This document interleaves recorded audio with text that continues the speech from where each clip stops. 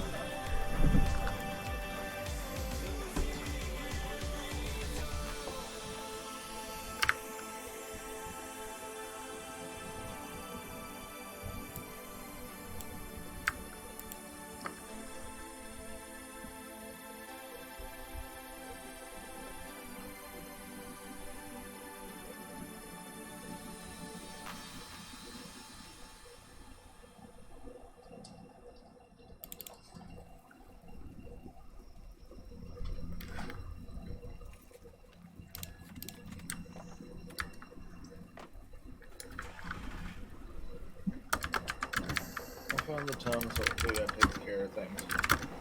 Hopefully. I cannot find the breakdown on the sword. I was like 125% sure it was on my character sheet. Which sword is that? the sword, our friend, that Cumberbund, that we can never remember his name. Archibald. No, what is his name? Our Skelly Man. Gideon. Gideon. Thank you.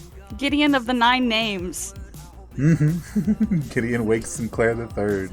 Okay, so maybe not 9 names, but still. The 9 names he didn't even introduce himself with. Mythical Quickblade? No.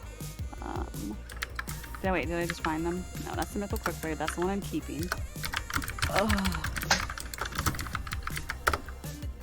Let me double check. Gideon, I have right here in bold. Gideon Ferdinand Wake Sinclair III. In bold. Right there. Giant, beautiful.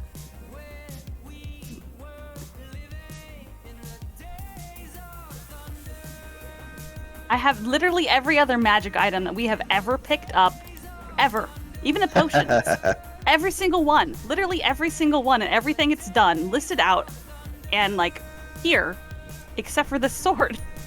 It's pretty funny, I'm not gonna lie. Give me a second, I'll put it in Yeah, Discord. no problem. I feel like you've sent it to me before. I wonder if it was in a DM and not in the... Maybe? Maybe.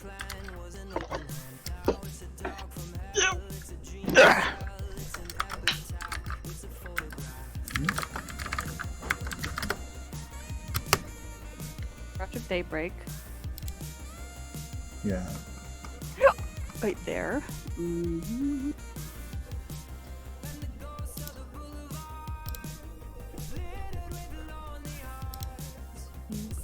Whatever.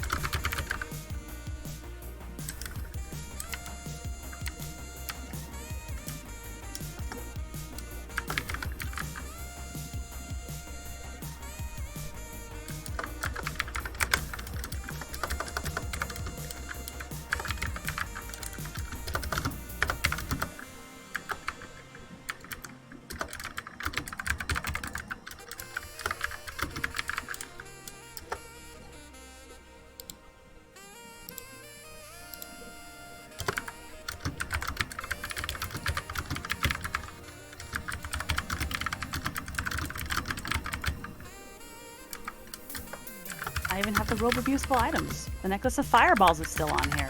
I should probably try to figure out which potions made it onto the head of the bandolier.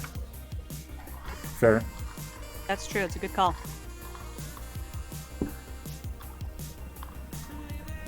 The superior probably went. And other than that, I only have 2 healing potions listed on here. How many slots do you have? There's 8 on the bandolier. Jesus Christ. Okay, well, in total as a party, we have 7 regular health potions, 2 greater healing potions, and 3 superiors. As a party, that's what we have remaining. So, if you would like to put a few of those on there and then give a couple to Amet, because Amet is, you know, the fastest one of us. I don't know if they'd have to stick on the bandolier to keep the effect until you use them, though. No, like, you have slots for 8. We have more than 8 potions. That's what I'm just saying. Decide what 8 you want on your character, and then we'll give the others to other people. I dropped it in the group chat. Oh, cool. Blade of Ending. The Ender's Blade. Sorry. Cheesy. I'm cheesy. Okay. I need to turn this music off. Stop music. Stop. You're not in the mood for bow, bow, bow, bow, bow. Yeah, if they're removed from the bandolier for a day, they lose their effect, so you're more than fine to, like, take them off and hand them to people in preparation. And how long do they have to Don't be on the make- bandolier to gain the effect? A day. A day. Okay.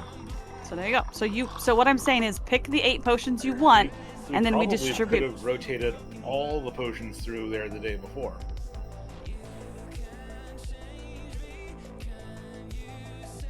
And then, like, the moment the other ones lose their effect, the new ones would gain the effect. So, Yeah, it doesn't work Fair. that way. Right. Okay. Sorry. yeah. It's okay. No, you're good. So just here. How Put about, one superior, one greater, and then the rest is regular healing potions, because I don't want to take away the increased effectiveness from everybody. Yeah, and Okay. it is, like, on your person, on the, like, outside of your armor, so somebody can reach over and grab it, as opposed to, like, having to sort through someone's pack to find a potion. Yeah. Is another positive benefit of it. copy. Let me throw it onto my little notepad that I just made here to fight a vampire. Is the name of this Right. one? Definitely don't want to open everything at once, so we'll just do this for the moment. All right. So on Sterling, in Bandolier, in Bando is going to be one sup, one greater, and 6 regs. So that puts us with We can actually go One, up here. I haven't seen this two. screen in a minute. and yeah, right. And then 1. Damn. So let's give so Mortis. Go ahead and put 1 greater healing potion on your character. One more than I already have. Uh-uh. Right now I have 2 healing just- regular, so just add put- another one. Just put one. This is I pulled all of our healing potions in 1, so you're gonna have 1 okay. greater and 1 regular. All right. And then a met, any healing potions you have, get rid of them and put down 1 superior healing potion. And then I'll carry 1 superior. What's the greater? What's the dice for a greater? I don't have that written down here. I have to go to a different place. Hold on. 44 plus 4. Yeah. There you go.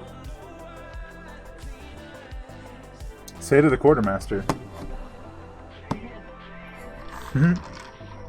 Ready when y'all are. Just about. And the greater is 64 plus 6, right? Or is it 5d4? Or 8. superior? It's 8? Oh, Jesus. And it's 8d4 plus 8. Yeah, it's always the same amount of pluses as it is Dice. dice. Okay, I have that recorded. I have the sword now. Except for supreme healing, which is 10d4 plus 20. Yeah, well, you're keeping track of that. I'm just keeping track of the potions themselves. Fair enough. I believe we are ready. Brooch of Daybreak, this is attuned, and then I think of the Bandolier. Do I want the Bandolier returning on my character? Is that even the thing I need on me right now? I'm not throwing anything. No. I mean, it's on you, but it's not attuned. Yeah.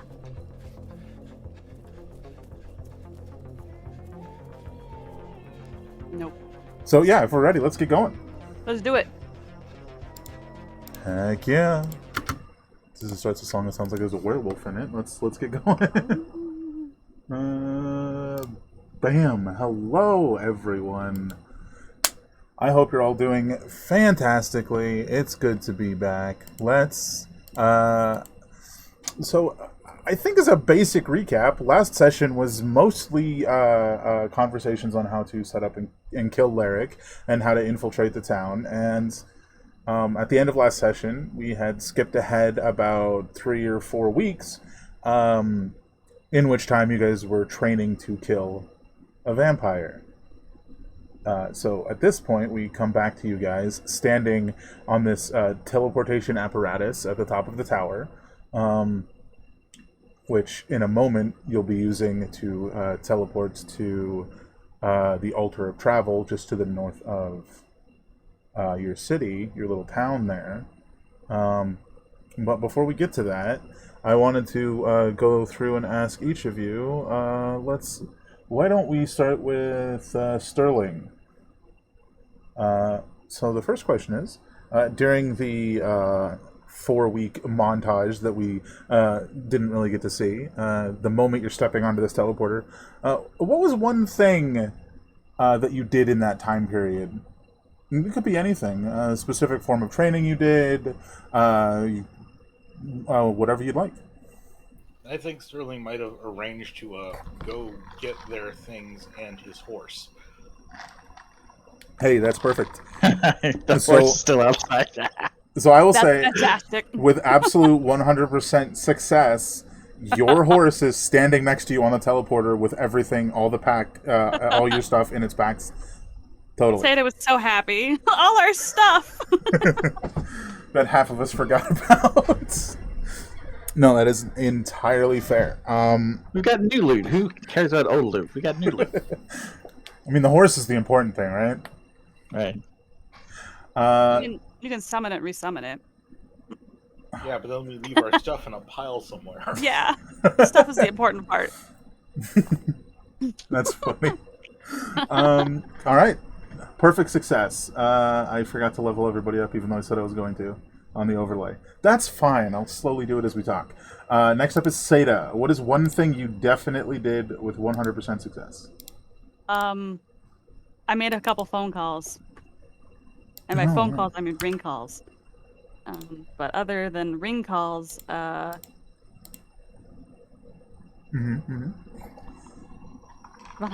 success. I don't know. I can't speak for 100% success on the other things that may have been done. Yeah, other stuff depends on whether or not my friends trained well enough. I learned some blood magic. Well, I did. You definitely succeeded at that. It Yeah. definitely succeeded at learning some blood magic. Yeah. I will give you Maybe. an additional question that's connected directly to the blood magic is, like, how do you feel about that? How does that make you feel? It's like, you've never even heard of it as a possibility, but now you've learned how to do it. Well,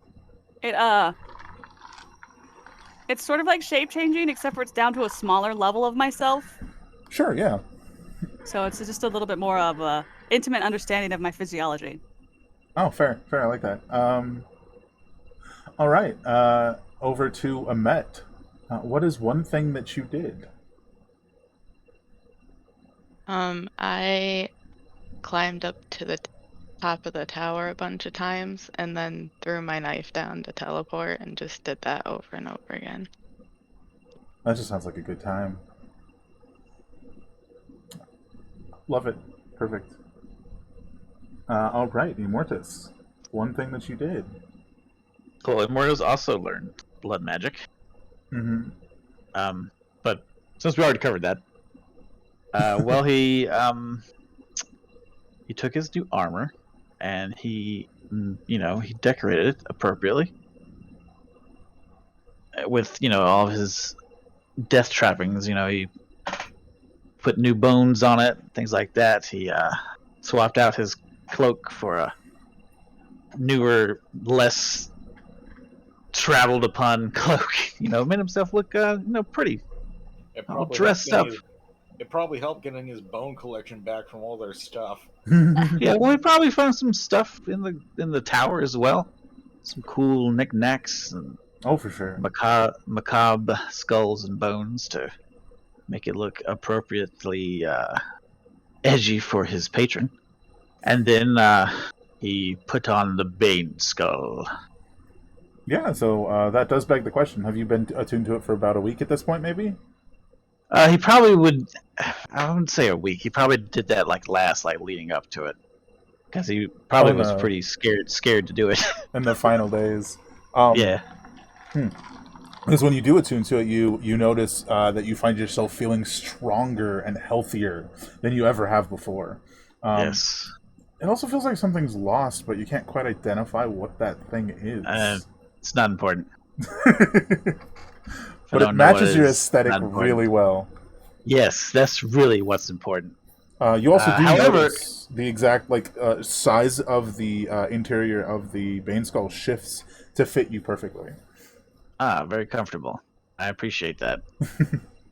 But also, he will use his new mask of many faces to disguise himself, so it doesn't appear as he's wearing it. Although he certainly is, and he isn't trying to hide that from anyone in the party. I'm not saying that he's hiding it. He's probably practicing doing it. The people, yeah, exactly. Fair. Besides, he doesn't want to set anyone off or make them think, the Skullface guys. So yeah. Skullface. One thing that might have happened is adjusting your mask to fit under the Bane Skull. That was going to be my next sentence. Which you can easily do. It almost seems as if the Bane Skull itself adjusts to your will to a lesser degree. I'm sure that's normal. All right, and since we're still on Immortus, I do have a question for you. So here's your question: how, if at all, did your learning blood magic affect your relationship with your patron? I would leave that up to her. He well, I mean, he's much like a typical warlock. He isn't, and he views his patron as a deal. He gets the power, and she'll eventually get what she wants. So he's not like. I got you. He kind of views all of this as maybe this is her way of fulfilling her half of the bargain. She's kind of put him on a path of getting all this power. This power's maybe for him to get. That's maybe what she wants, and if it isn't what she wants, she'll probably show up and rip my head off or something. Yeah. Or do something about it. Yeah, I mean, in the training with that blood magic, did you ever use your own patron warlock slots to cast the blood magic spells? I didn't really dip too much into the blood magic. He will use blood magic to get slots, the patron slots, back. Fair. He probably hasn't, because his spell is transfusion. Yeah. So he probably didn't hey, let me try this out. Can you, I don't know, cut your neck open and see if I can heal you? He probably didn't do it quite like that. I don't think anybody's going to agree to that. I mean, you say that. But he definitely used the blood tap to regain slots. So yeah, I guess you could say yes. Yeah. I will say, you notice at first it felt like a sluggish interaction, a pipe that was clogged, but then it sort of slowly cleared its way through, and now you find it a lot easier to interact between the blood magic and your warlock slots. Yes, everything's coming up Immortus. It kind of is, to be real. The question for Sterling. You observed their training with the blood magic because you don't entirely trust it. Over the time of their training, and I'm going to leave this up to you because it's your perception on the matter, did you feel like you saw anything to be concerned about? Let's have a blood fight. Maybe concerned, but not enough to actually try to... Because we kind of need the edge. And not the, edgy edge, but the combat edge. Fair. Well, perhaps Immortus can set Sterling at ease if we can do a quick little in-character interaction. Yeah, I mean, if... let's call this maybe a couple days after you guys first learned how to interact with blood magic. Sterling is standing there watching you, clearly uneasy about the matter. My arm just whipped out into a whole bunch of blood tentacles. What? It's fine. Take it away, Immortus. Fine seems a relative sense of the word. Mrs. Sterling, I sense some unease with you watching us learn this. Theta's in the background, literally like kind of wiggling her arm around, and it's literally just like tentacles of blood. One thing that has surprised me from studying this book is that the blood magic doesn't seem to be as it's kind of selfless. I'm using my own blood, my own body, my own life force to power this. And Yeah. really, I've studied to heal other people as well as myself. I haven't been as altruistic. This is definitely to just slash people up a whole bunch. Well, I already have spells to make people's face melt off. That's what I have swords for. It's kind of just shakes their arm out, like trying to get it to like go back into like normal arm form. And there we go. The look of all of it is a bit disconcerting. Yes, absolutely. I'll agree with that. It does fit my macabre motif.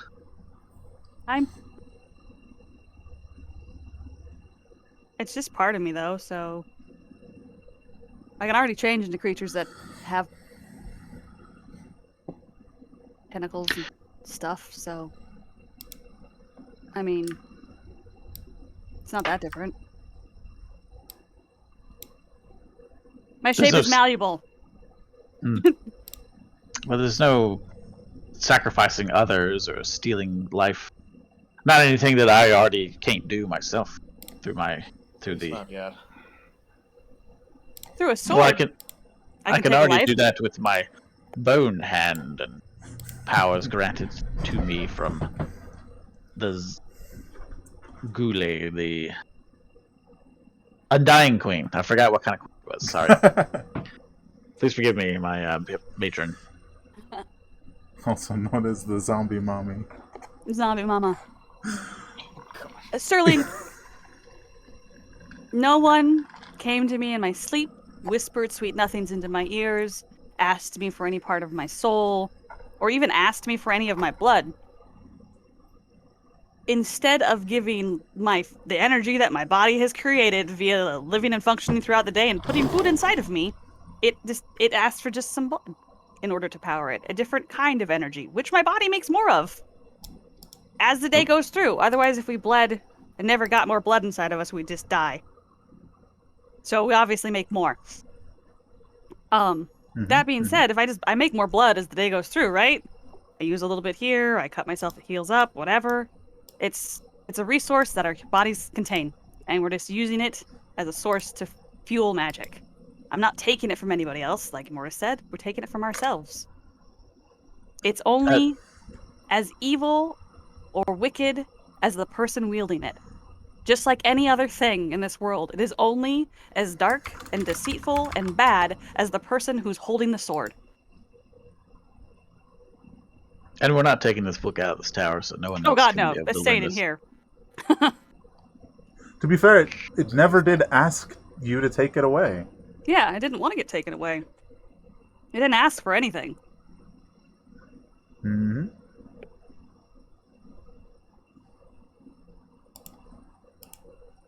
I would say, in your time with the book, you definitely felt like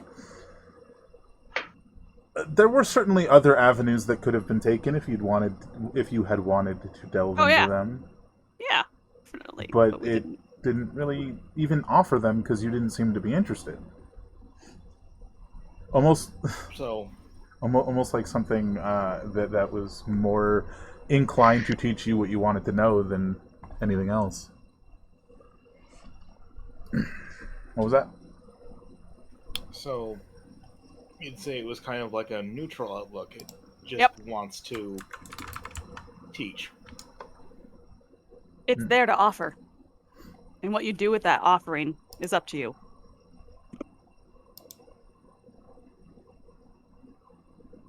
As terrifying as that sentence is, which is Okay. why it's in this tower under lock and key. Yeah, it definitely doesn't seem to have limits. Like, anybody Yeah. who wants to learn, it'll let you learn. Yeah. The Sata does say that, like, this is why it's in this tower under lock and key, is it doesn't care who learns from it. Mm-hmm. Yeah.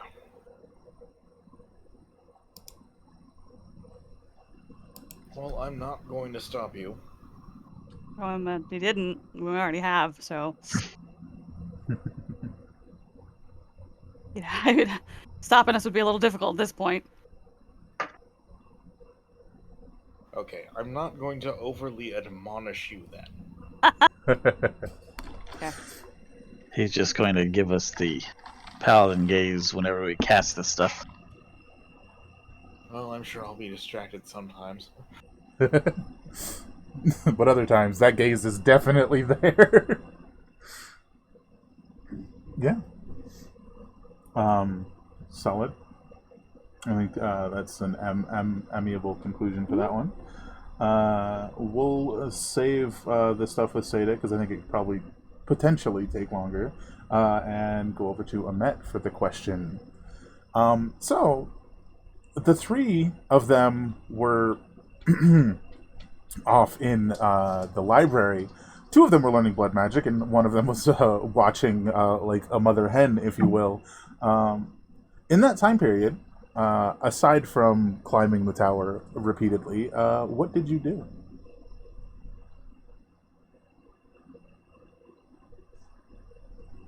I guess I just like snuck around and tried to sneak up on everybody.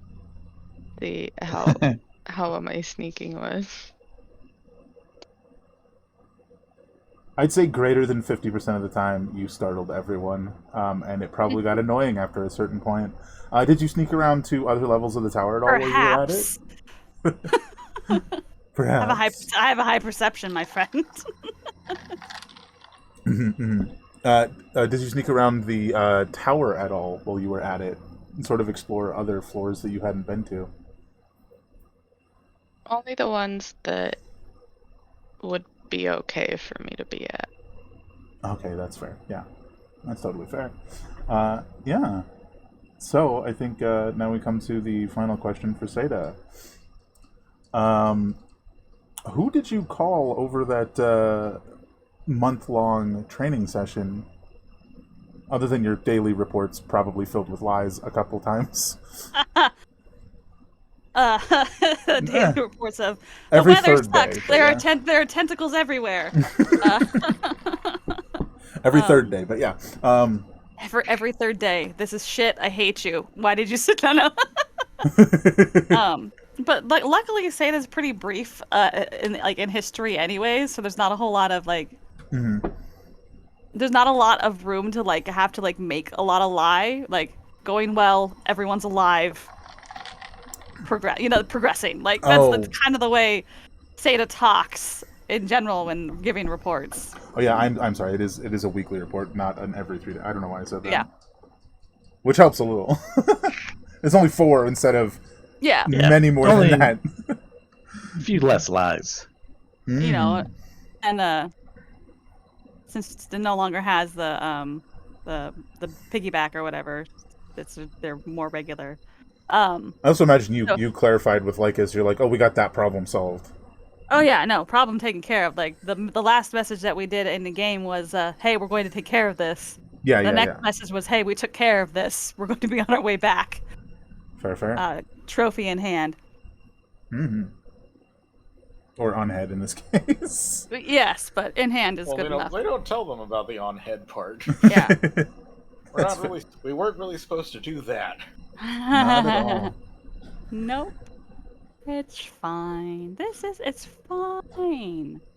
Fine. Next set, I know you said you were going to call the goblins to like figure out how to apply the acid and stuff, and that's totally fine. Check and make sure that the hole in the wall is still there, so we can get into the city without going through any of the doors. Because we left that one. It does take a couple days, but they do respond to you that it is still there. Yeah, and then essentially talk about the acid and how well it works on stone and what kind of time we should expect on that one, because we want to get into the keep. Mm-hmm. They ask how much acid you have. Oh, how much do we have? Hold on, I have a list.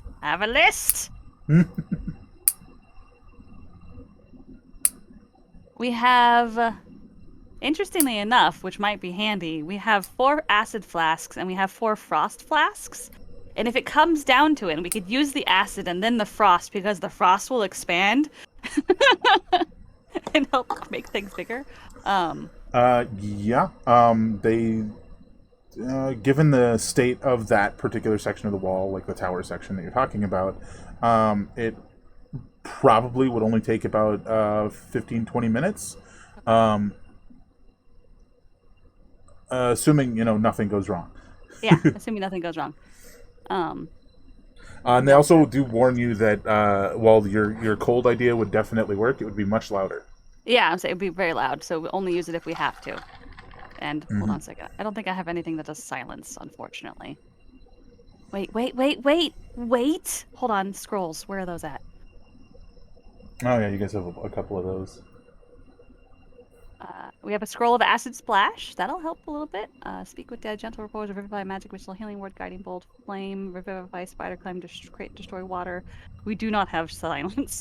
Oh hey, create water. Yeah, we do have create water. We got that big ass hammer. Yeah. Which also All creates those water. Yeah, we've got so much water, just all the water forever. But Sterling's a paladin, not a cleric, so yeah. Okay, anyways, it's okay. We'll sort it out. Yeah, so essentially talk to the goblins about making sure that's basically still good to go. They'd let us know that the ice will make noise. That's good. What were you gonna say, Emmett? Did you have a commentary? I was gonna say, if we did need to use the ice, maybe I could cause the harmless tremors at the same time, and hopefully that could cover it up. Just like there's an earthquake, seismic activity. Hey, keep that on the back burner. That's not a bad idea. Right? It's not a bad idea.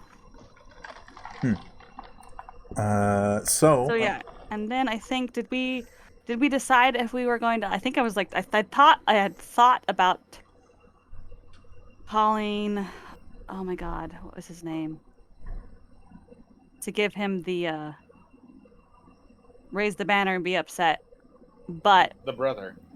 But we don't. I guess yes, actually, yeah, doing that right now is what we want to do because we're literally going to teleport there. You guys definitely told Io. Yeah, that we're gonna do that. Well, you didn't really tell you. Was it Mortis who basically said if you have evidence to show it or something at the next Yes. Yeah. Essentially. Selection thing, lottery, Yeah. which is in like I'd say you guys would give yourself more plenty of time to actually walk back. So you're probably teleporting back 3 days before the lottery. Yeah. Yeah. So I won't be calling. I won't be calling the brother yet because I don't know that he would remain calm enough to wait for the lottery. Oh, you mean Ivo? Yeah. Who still technically doesn't know his brother's alive, even though his brother kind of half knows. Yeah. Seda does not think he has the emotional calm to chill for 3 days and have the plan happen. So she would be like calling him as they're approaching the town. So that'll happen in game. Okay, that's fair. And were you gonna call your parents? Probably because like she trusts them implicitly because of them. They're the only reason she's even in town. Mm-hmm. She would definitely call her parents and let them know things are about to get shaky and to be just prepared. kind of be on your guard kind of thing. Be on your guard. Shit's gonna get real. Expect big change. Very cloak and daggery, mostly just because she's worried about mind reading. Sure. So that's a thing that exists. Anyone else? Or was that about it? I think that's pretty much it. Like, we have other people who are friends, but once again, the more people we tell, the more chances of random mind reading danger that happens. So, yep. I think that's it. This is true. And as much as I really want to call like the dude from the guy we converted, I'm not going to. Oh yeah. He'll figure it out. Wait, Yeah, I think he'll figure it down. He's a baker. He's currently a baker. I know, I love it. It's so sweet. He's just gonna be a baker now. It's great. Yeah, so I think with that, like a bit of flashbacks to the montage, you guys stand on the pedestal, horse beside you. Good call. um, and how this basically works is you picture where you want to go when he effectively flips the switch and activates the pedestal. So I assume you're all picturing that cave. Yeah. Yeah. Yes. Absolutely. Yeah. So, there's a moment. There's a loud hum, and then there's a flash of blue light, and you all find yourselves sort of like a bit more scattered inside this cave. But you're here. There's that altar. What now?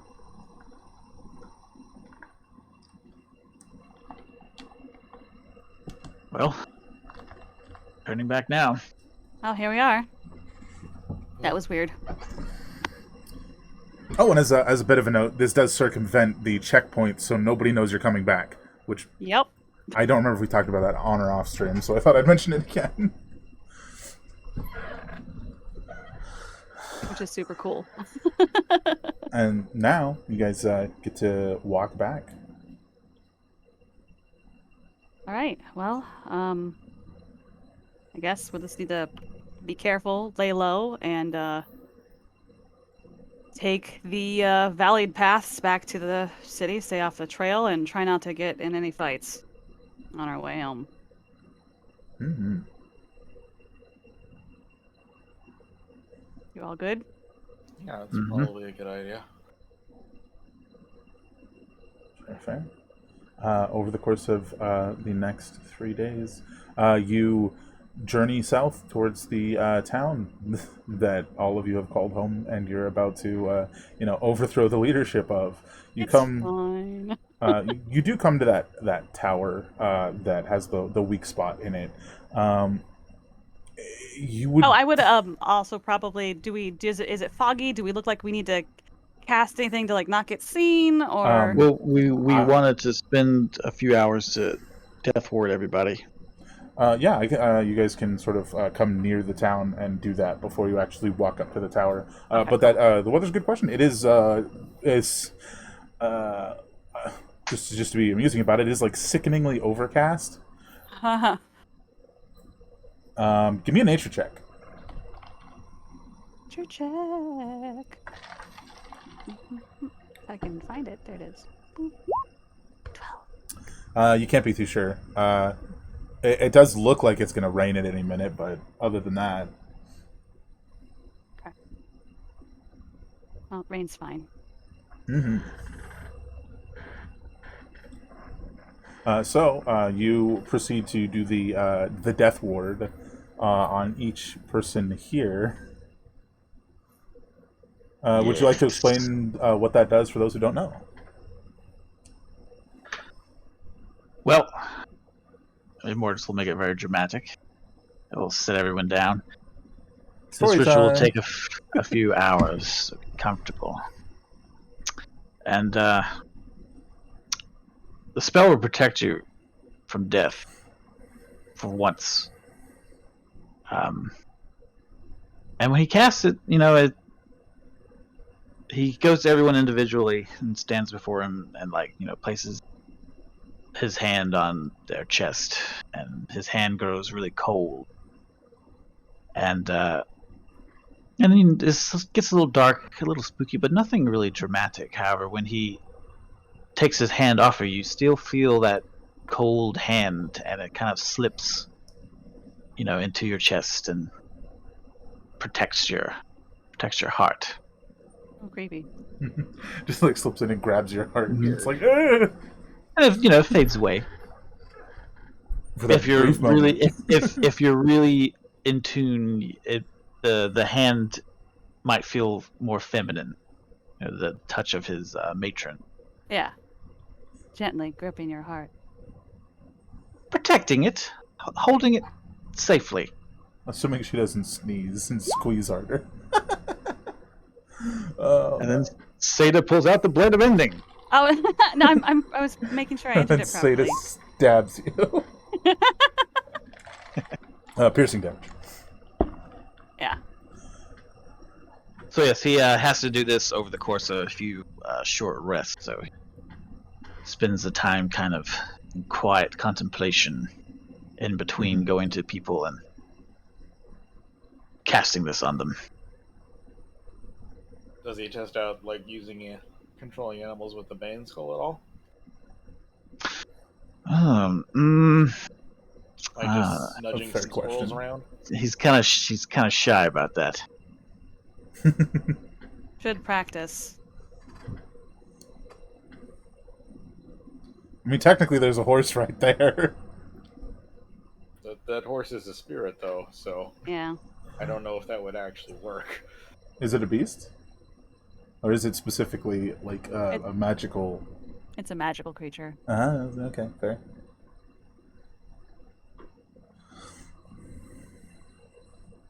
But your series of rituals does come to an end, and the overcast, sky has grown. The clouds have grown thicker and denser. During that time, since it takes, like an hour to attune to a thing, I probably put the amulet on. Fair, because things are about to get started. Things are about to get real. Business is about to pick up. Yep. Mm-hmm. Oh yeah, he's no longer attuned to that staff, but he has it gripping his cool skull he made for the other spell on top of it Fair. before he unattuned to it. It looks very cool. It's the staff it's with just- like a hand gripping this gilded skull. Yeah. And so after that, is there any other preparations any of the rest of you would like to do?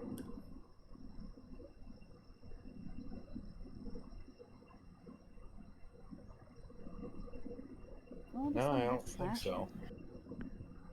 All right, fair. You guys can head to that tower then. You do know that, given the layout of the city itself, that there's not usually anyone to even see you approach from up here. That's fair. Yeah, that's fair. But if you'd like, you can be particularly cautious.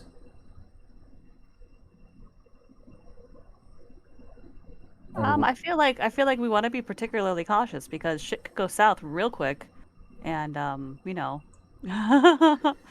Perfectly we don't fair. want that. We don't want that to happen. Perfectly fair. Then y'all go ahead and each give me a stealth check as you sort of gosh. sneak closer. Oh boy.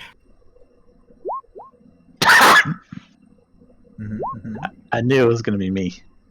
Oh, at least, yeah.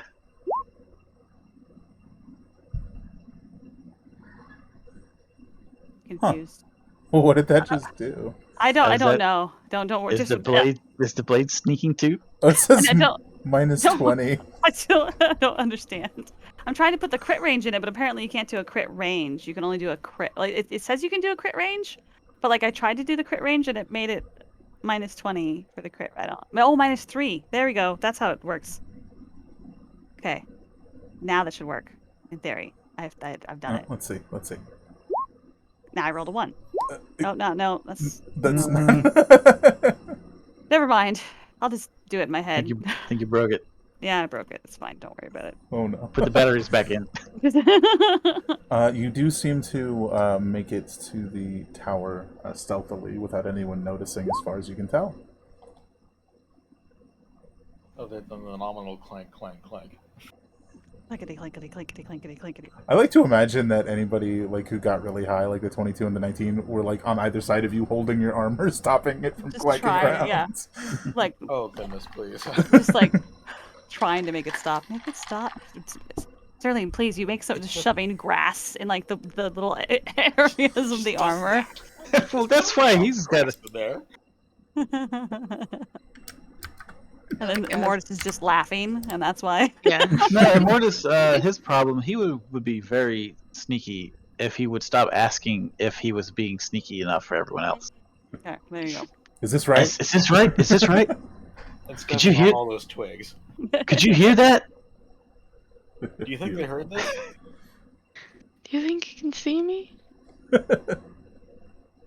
That's great. Yeah, so you guys do get to the tower. You find the. You guys know exactly where the weak spot is. I was gonna say you find it. No, you know exactly where it is. So, would you guys like to get started on using the acid to melt through this weak spot in the tower? I mean, I feel like this is a good time to do it. Yep. Absolutely. So, knowing that you guys wanted to at least attempt to do this before the sun goes down, would you guys like to take some time, or would you like to try and do it quickly? I would like to take some time. Alrighty. So I will give you advantage. Whoever you guys decide is rolling, advantage on dexterity checks to apply the acid to where it needs to be applied to weaken the tower, so you can punch a hole through. All right, let's see. Who's doing that? They're just dexterity checks. Sleight of hand could also apply if you have it. Met, do you want to do the honors? Sure. Alrighty, so you will have advantage, and I will need you to roll sleight of hand with dexterity. We'll start with once and see what it gets us. I still have the ladder if you need to get up higher. There it is. Okay. Again, it's gonna be 4 total times. See if you just wanna. There you go. Nice. Oh, no problem. You even do it quicker than you would have expected. Right towards the end, as you're like running out of acid, you're like at the back end of this wall. It's like almost like paper thin. You're pretty sure you could just push through.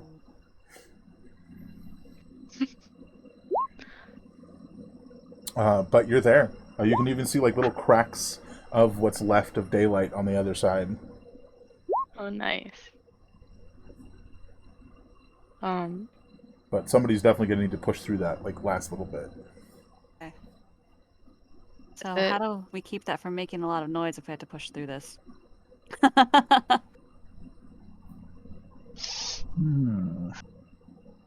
I'm gonna, as they're doing that, I'm gonna start hanging the tarp up.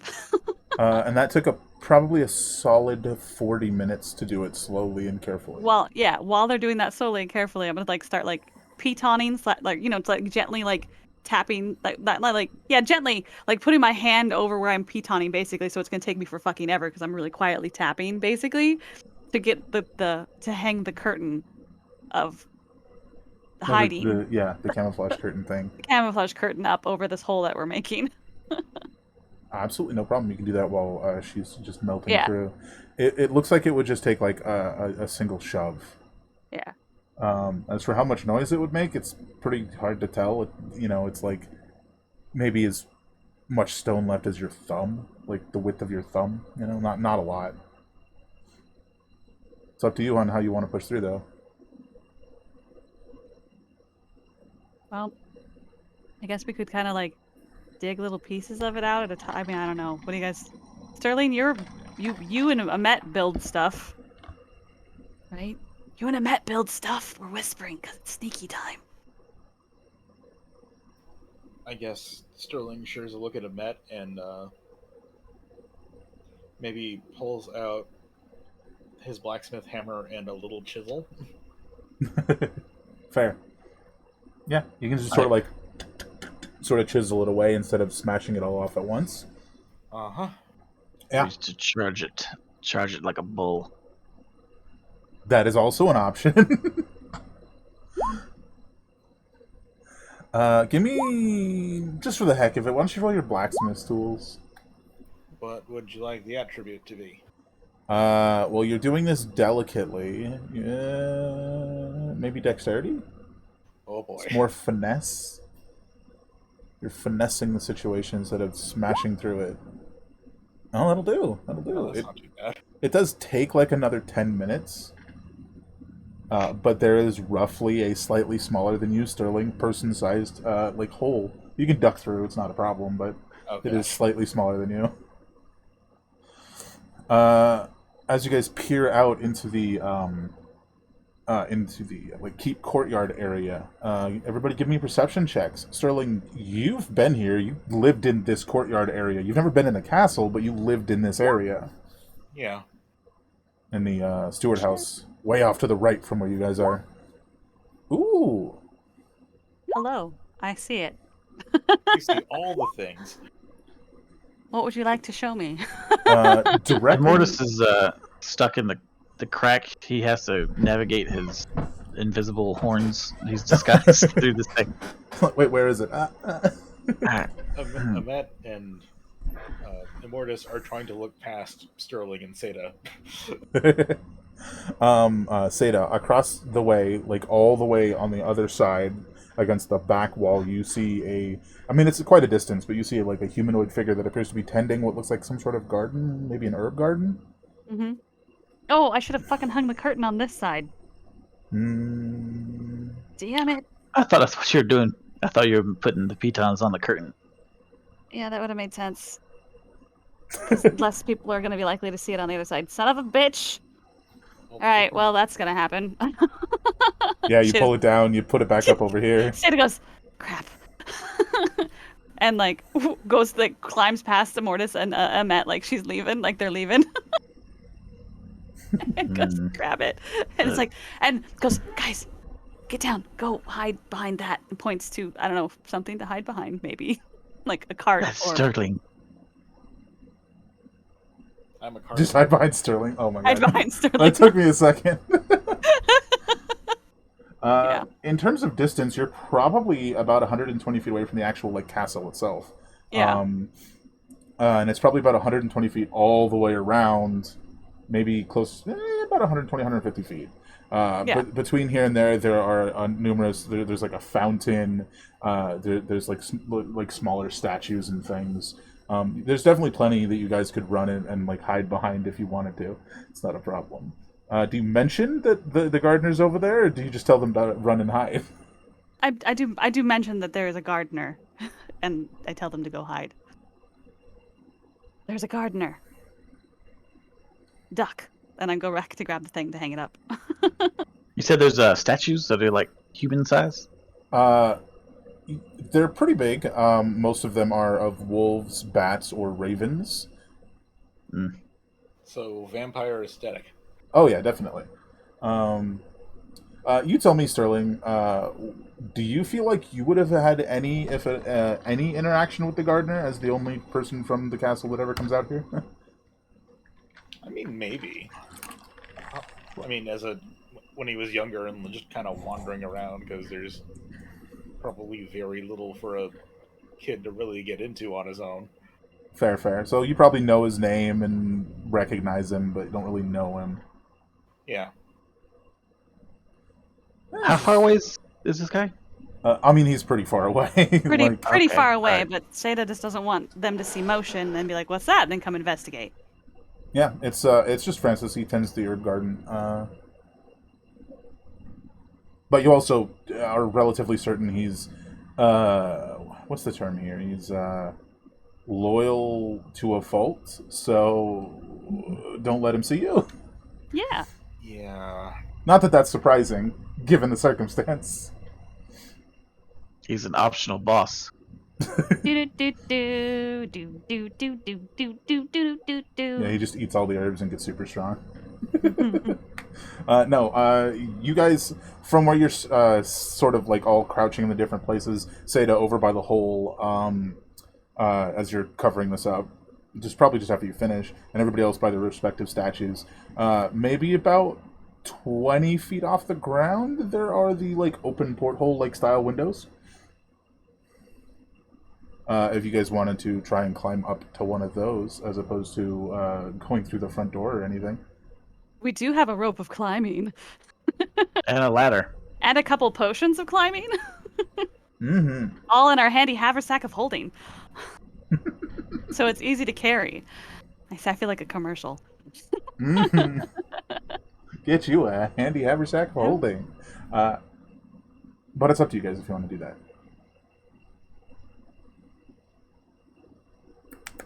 I mean, taking the windows does seem like a smarter way to go in rather than the front door. Mm-hmm. Who do I want to look like? Because I probably should have stated I was going to look like someone before we went in because I thought about that. We had mentioned this prior. You can always do looking it like other now. It people. doesn't take Yeah. any significant time. Yeah. Mhm. I think I'm gonna look like what is it? Who's your dad, Sterling? Lyric? Or Mm-hmm. Lycus. Lycus. Lycus. Yeah. Yeah. Maybe I'll look like It was, Lycus it was an L name. because they'll be at the they should be at the reading of the nonsense, but they're also someone who's supposed to be in this building. Fair. Although we also know what a couple vampire people who actually are in the tower look like. Mm-hmm.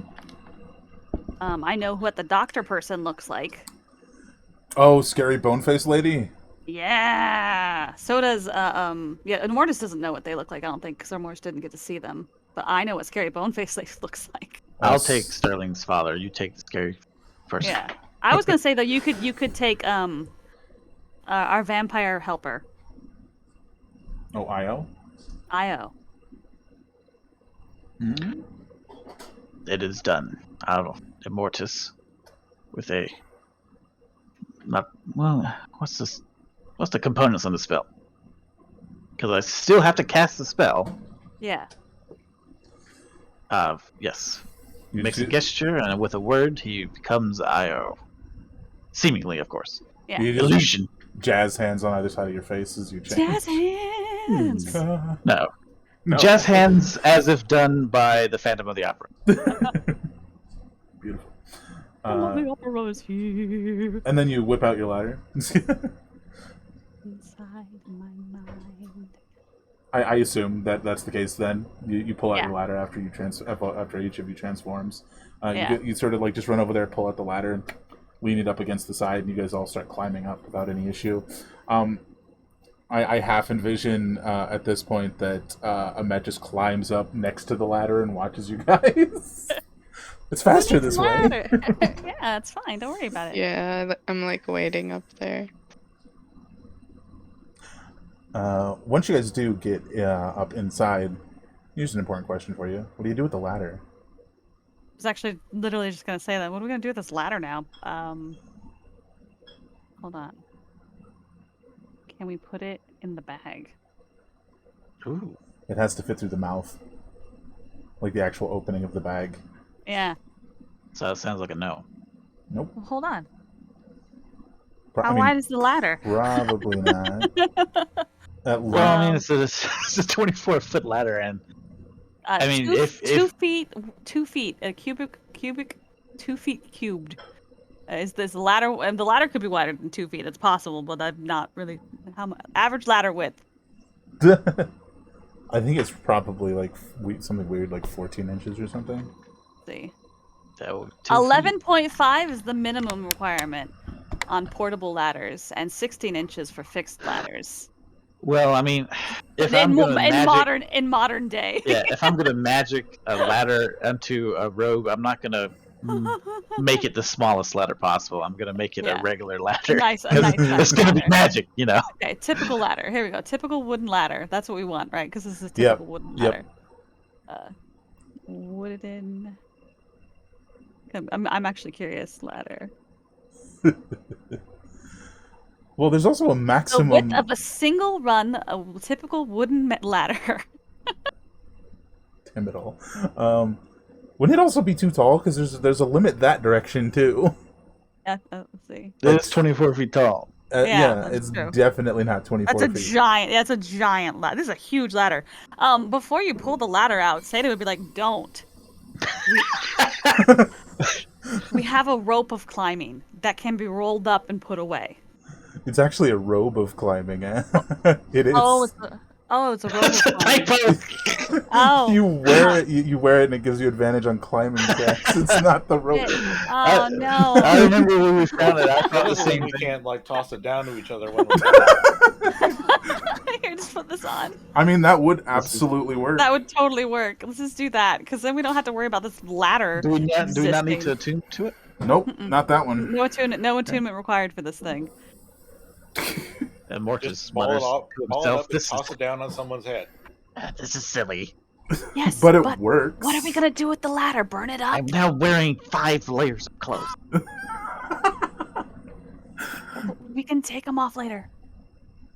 So, I think one thing you guys do notice when you finally get to the top, and you're folding the robe and putting it back where it belongs.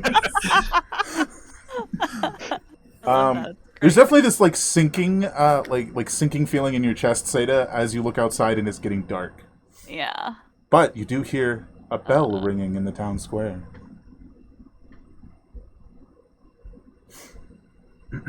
So, I think what we're going to do here is you guys sort of turn to start heading down the hall, and we'll cut to what's going on out there. Ooh. Dun dun dun. Cutscene. This would be about the time that Seda makes the call Fair. to the brother.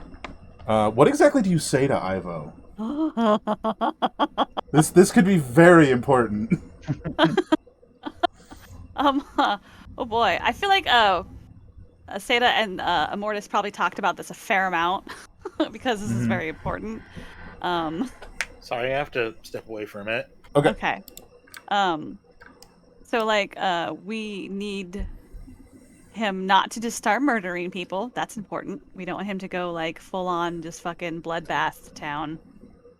But we also need him to be like upset about what's happening because he has every right to be. His family has been improperly picked. If our friend pulls through and has proof, he will be able to, prove to the people there that the lottery hasn't been so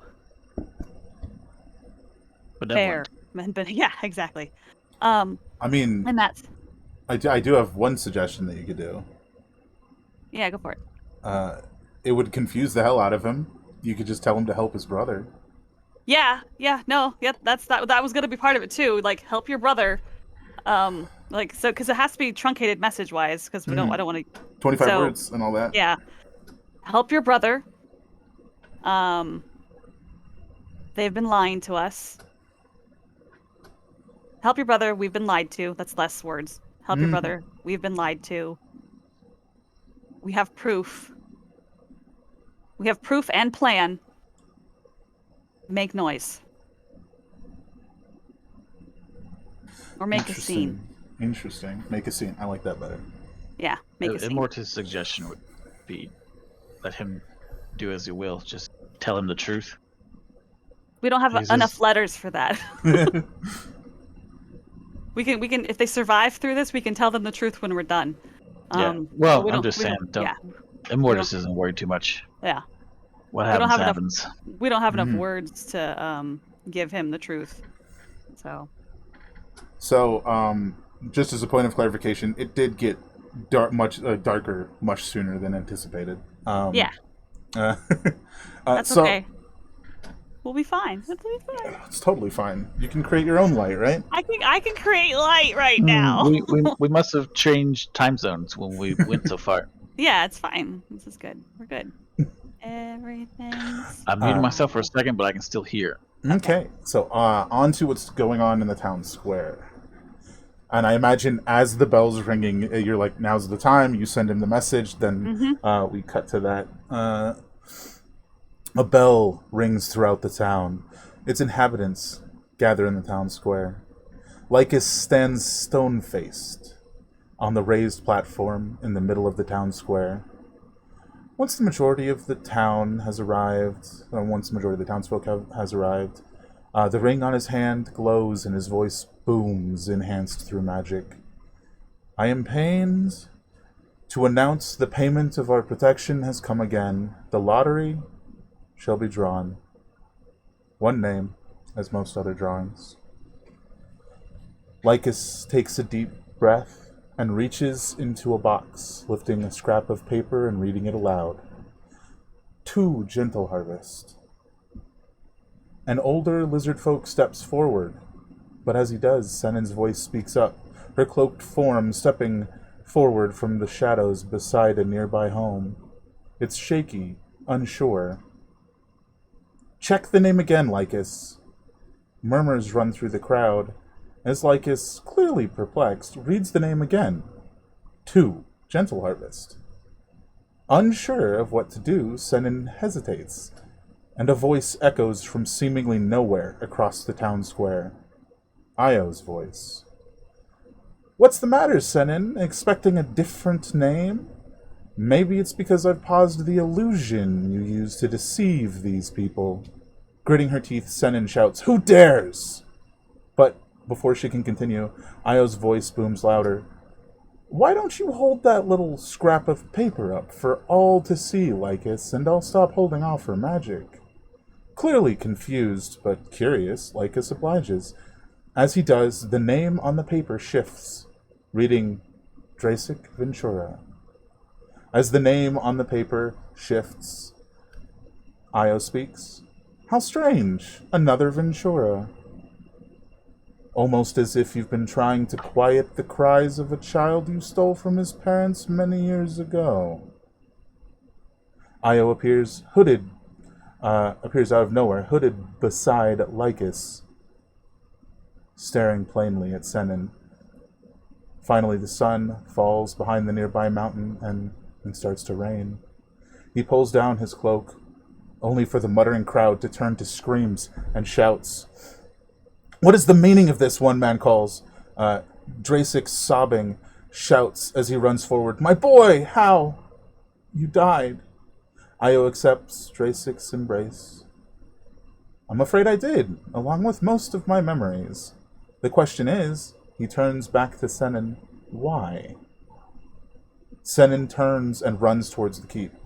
Lycus's brow furrowed and his fist clenched, crushing the box. Shouts, I will get to the bottom of this, I can assure you. He tosses the splintered box to the ground and dashes after Senin. Io looks to his father and says, I'm afraid I have to go, too. You needn't worry. Now that I've freed myself from their cage, I shall return to you. He looks to a nearby, clearly furious Ivo and motions for him to follow. And now we cut back to you guys.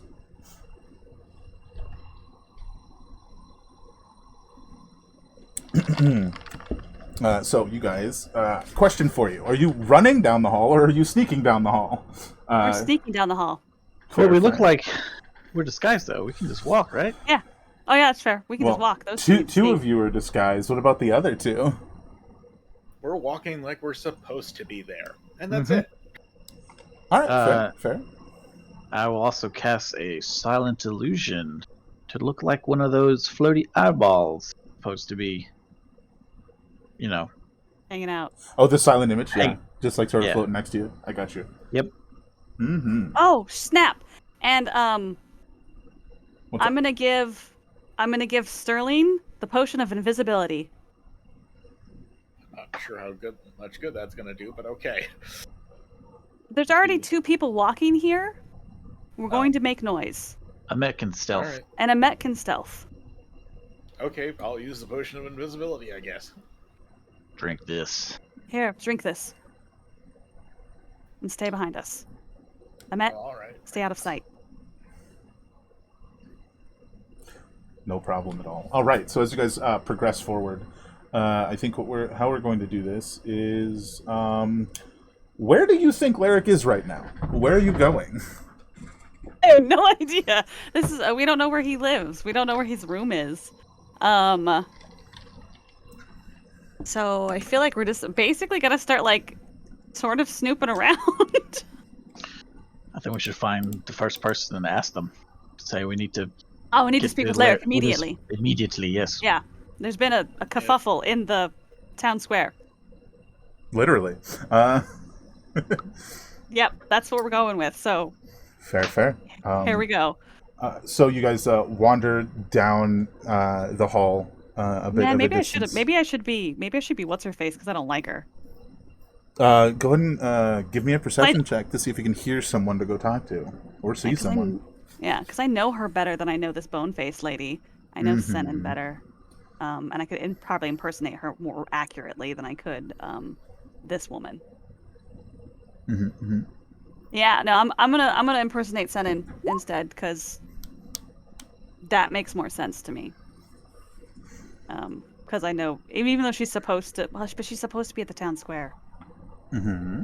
Well, I mean, if we're looking for Lyric, if we're assuming the shit happened that we planned happened, we can come in and be like, "Oh no, the That town happened. square is crazy. Yeah, we have to talk to I'll be Larry." back in just a minute.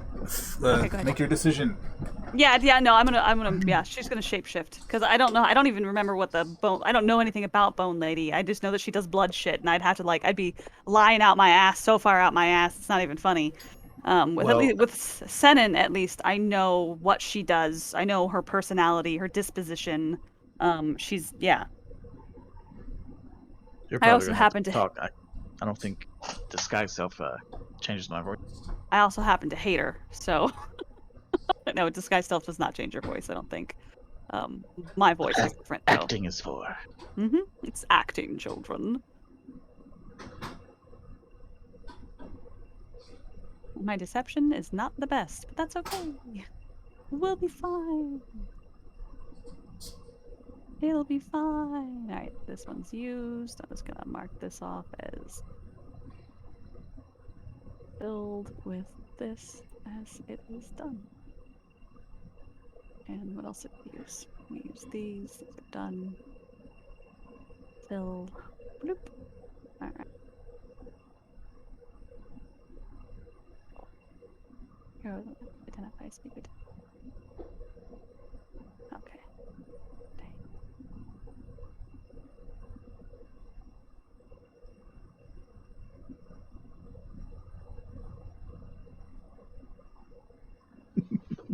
Okay.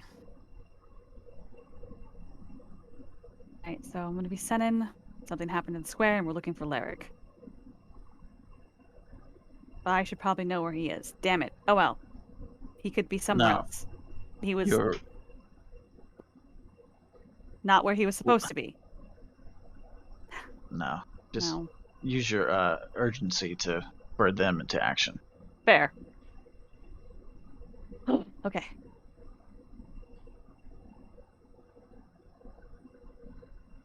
They have no reason to Doubt me question or us. question me. Yeah, fair. It's not their place. I'm coaching you in deception. I have deception, Yay! which I've been using this whole time. No.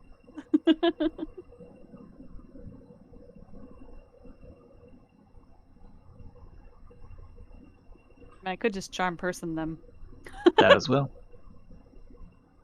That would be super ironic. Is I've been holding on to the staff of manipulation this whole time, and I never used the charm person. And then the one time I unattuned to it, now I need charm person out the ass. That's hilarious. Well, I mean, I actually have charm person. I could literally just walk up to the first person going, "Where's Lyric? You're our best friend. Show me where they are."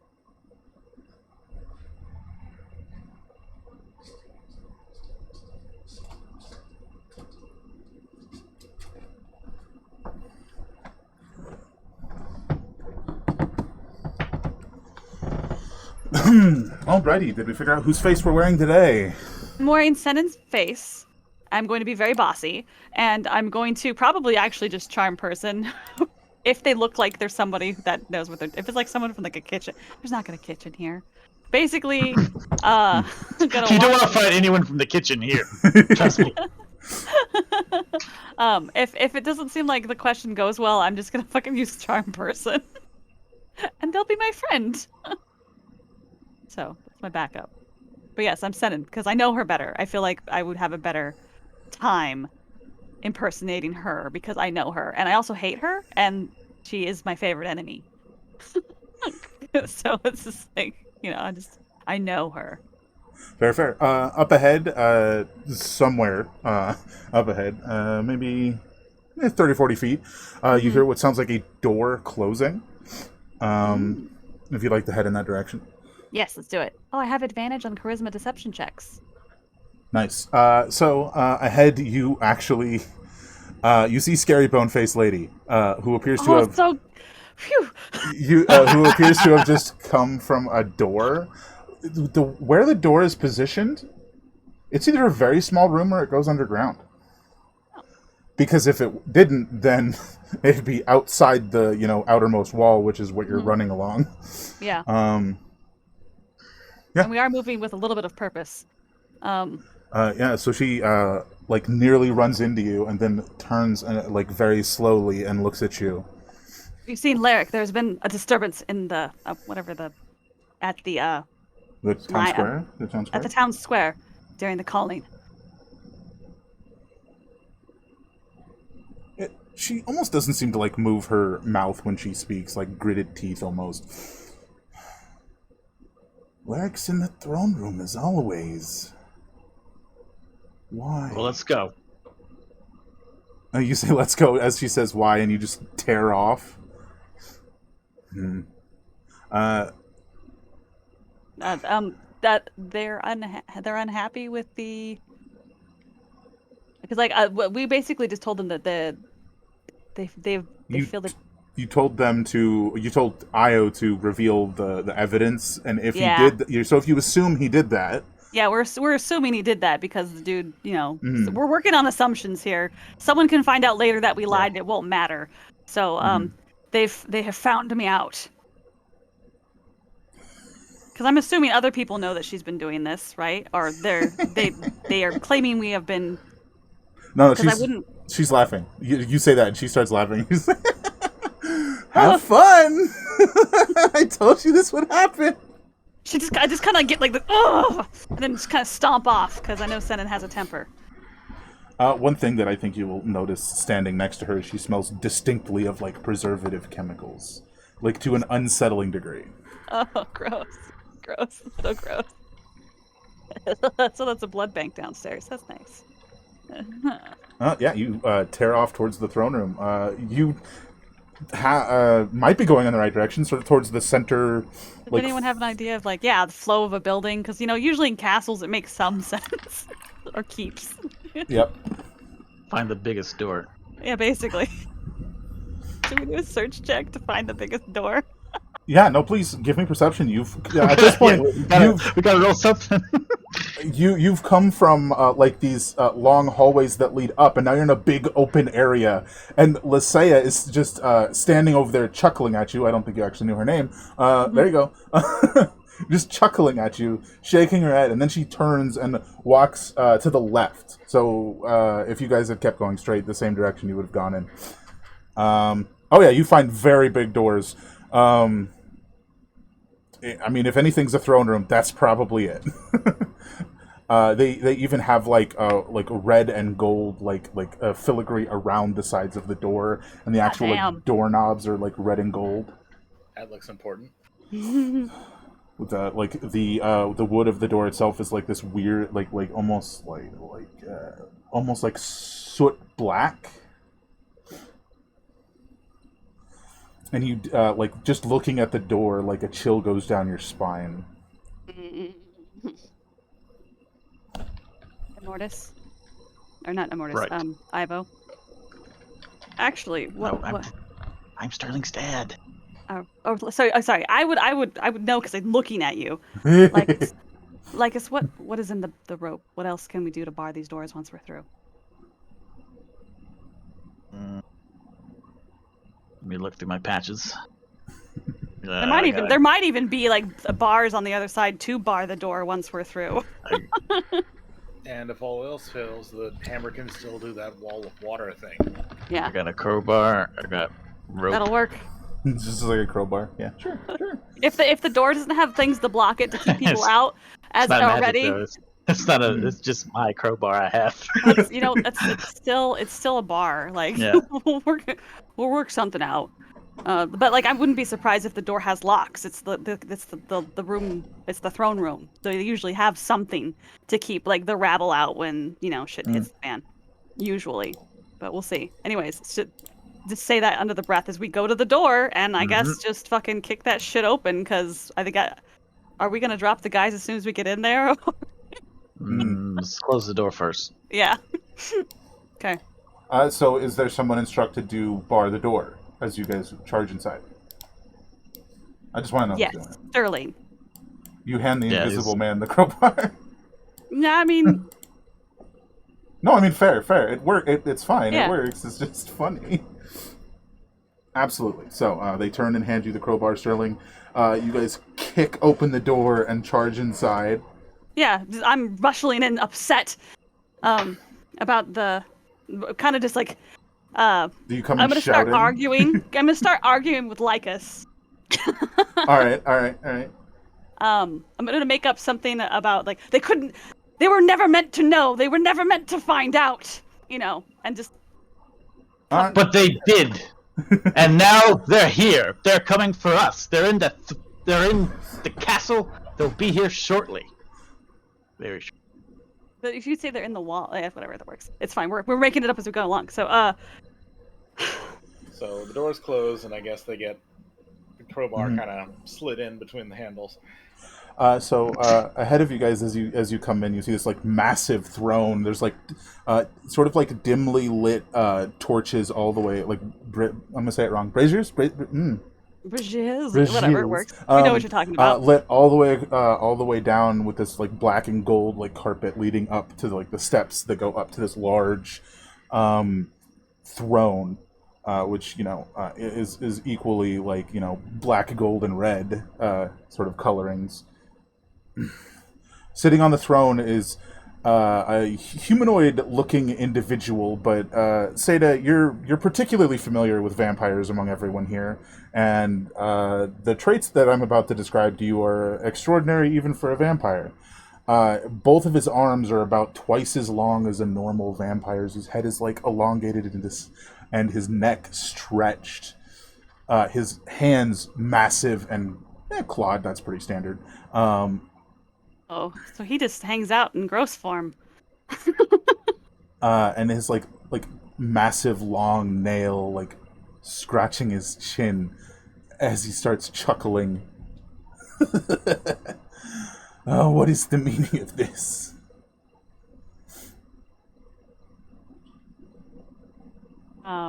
Yeah, I guess at this point, I don't know that I say it as just kind of like, are we still lying at this point, or are we... What's the room like, by the way? yeah, to paint us a pretty picture. Well, you do have the braziers going all the way down. Yeah. The carpet. I'm guessing. I'm wondering if there's any other entrances or doors or anything. Absolutely not. Everybody, give me a perception check. There's no like you don't see any extra, but I would like a perception check as well. Oh, a 17.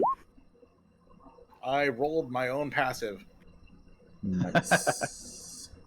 You don't see any other exits. You see nothing of note except like these like stone archways going up and over the carpeting. That's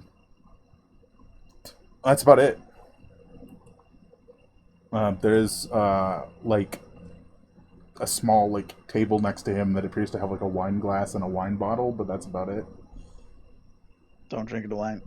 Other than Wine. a plethora of braziers, there's not much of interest in here. Okay. Well, I mean, I'm literally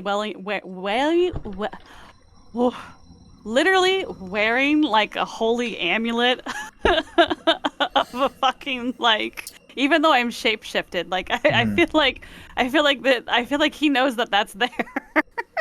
Well, he didn't act like he said, "What's the meaning of this?" Like he asked a question. And, Yeah. You don't know what he knows or doesn't know. Yeah, it's fair. Let's see, what's the meaning of this?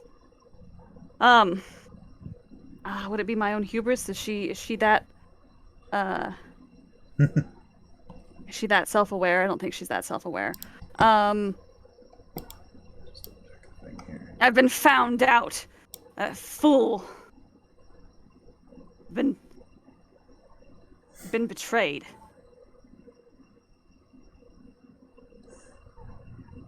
By whom?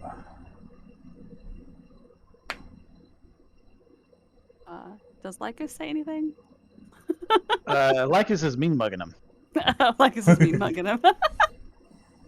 I want to be like... No, I don't know if I want to call Ivo out. I don't think I want to call... I feel like... That could just be bad, because like technically he's still his thrall. Or his blood buddy. Mm-hmm. I think, I'm going to be honest, I feel like Seda doesn't really want to talk to this guy. Are you just gonna go screw it and shoot him or something? Yes. This conversation was boring anyways. They're gonna have company. Uh, um, Well, Well, if that or you could Seda daylight. Sada's Yeah. supposed to falter in her deception, Lycus will take a few steps forward. Apparently, the sun is setting on this town. So here's a spare. How far forward would you say you went? Like literally 2 steps or like 10 feet? Oh, not 10. No, like literally 2 steps. Okay. I just want to be, sure of the I'm location. certainly towing the line. I'm not like approaching like. How far away is he? Like, this is a long room. He's probably about 90 He's to still 100 feet away. He's still within bow range. I mean, sure, absolutely. I think as you say that, he he goes, something smelled off from the beginning, but you're certainly not like us. And he throws his hand forward, and I'm going to make an attack roll against both of you. And then we're going to roll initiative. That's starting the person who just talked. That's now looking like Lycus, Immortus. And then for the other one of you, 25 and 20. Oh gosh. I'm pretty sure those both hit. Mm-hmm. Alrighty. I need both of you to give me a Constitution save, and Immortus takes 10 necrotic damage, and Seda takes 9 necrotic damage. You're fine. I said I'm pretty sure I have advantage on that save. Let me check. Mm-hmm. Oh yeah, because favorite enemy. Yep. And I'm resistant to necrotic damage. Oh, nice. And then everybody roll initiative. Let me open the thing so it doesn't freak out again. Okay. Oh, you can't. You're not here yet. Sorry, that's my bad. Give me 2 seconds and then roll initiative. Well, more than that, maybe. Oh my god, I forgot to put your tokens on this sheet. Oh, that explains that. Alrighty, Alrighty, so I have advantage on the save. Constitution. So I don't need it. Way down here. I made my save, so I take quarter damage. So it was 9, you said? Yeah, 9. Just for retroactive thing, can I get both Sterling and Amet? Sterling, you do not roll a disadvantage because it's canceled out by advantage from invisibility, yeah? Stealth checks, please. Mm-hmm. Okay. Just drop you here. I must have clanked. Mm-hmm. Being invisible doesn't solve the sound problem. True. But that attack was thrown specifically at Immortus and Seda. So, you guys should be on the right page. Feel free to roll your initiatives.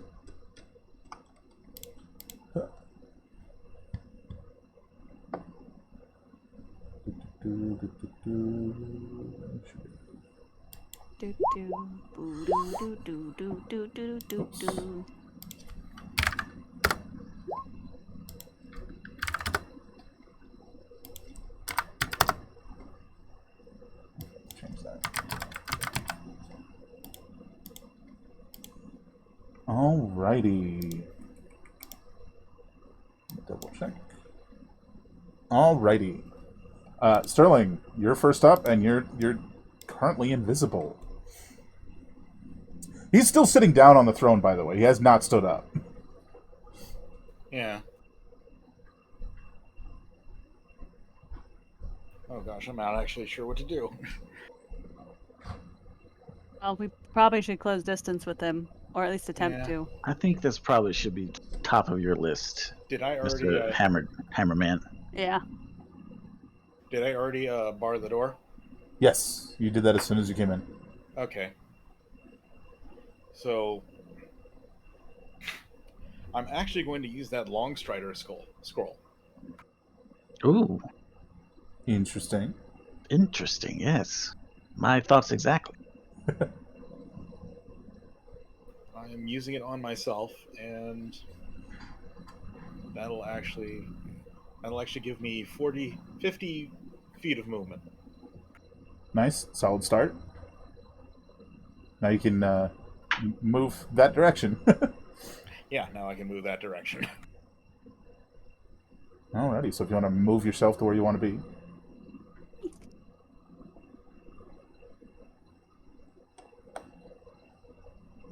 How big are these braziers, by the way? They're closer.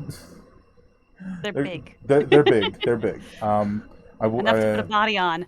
they're not 10 by 10, but they're probably like 7 by 7. You know what I'm saying? Mhm. Would Yeah. you say they like give like maybe some cover or anything, or? If you crouch, sure, yeah. Yeah. Okay. You sort of clink, clink, clink, clink, crouch. Still invisible, but there you go. I could be behind either brazier. Ooh. Definitely one of them, probably, maybe. Alrighty. So, if that's the end of your turn. Yep. Here we go. For his first legendary action, he's going to spend all 3 legendary actions. He stands up. Let's do this. He rises, shouting, "I am Lyric of Transfiguration. You, all of you, live only because I deemed it necessary." He tears his cloak off his shoulders, tossing it aside. "I alter life and all reality at my own will," he shouts as he transforms the cloak into a massive bat. Then, the throne behind him into a massive wolf. "Do you really think that you have a chance of defeating me?" Let me add them to the initiative real quick.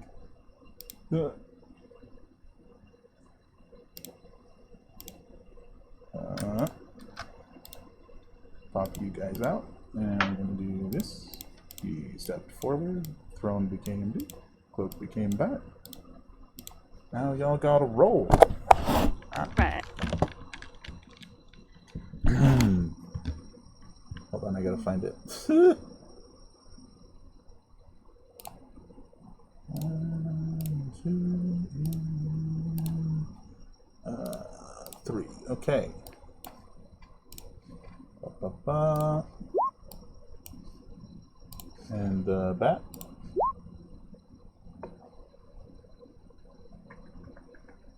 And then it's his turn. Yep.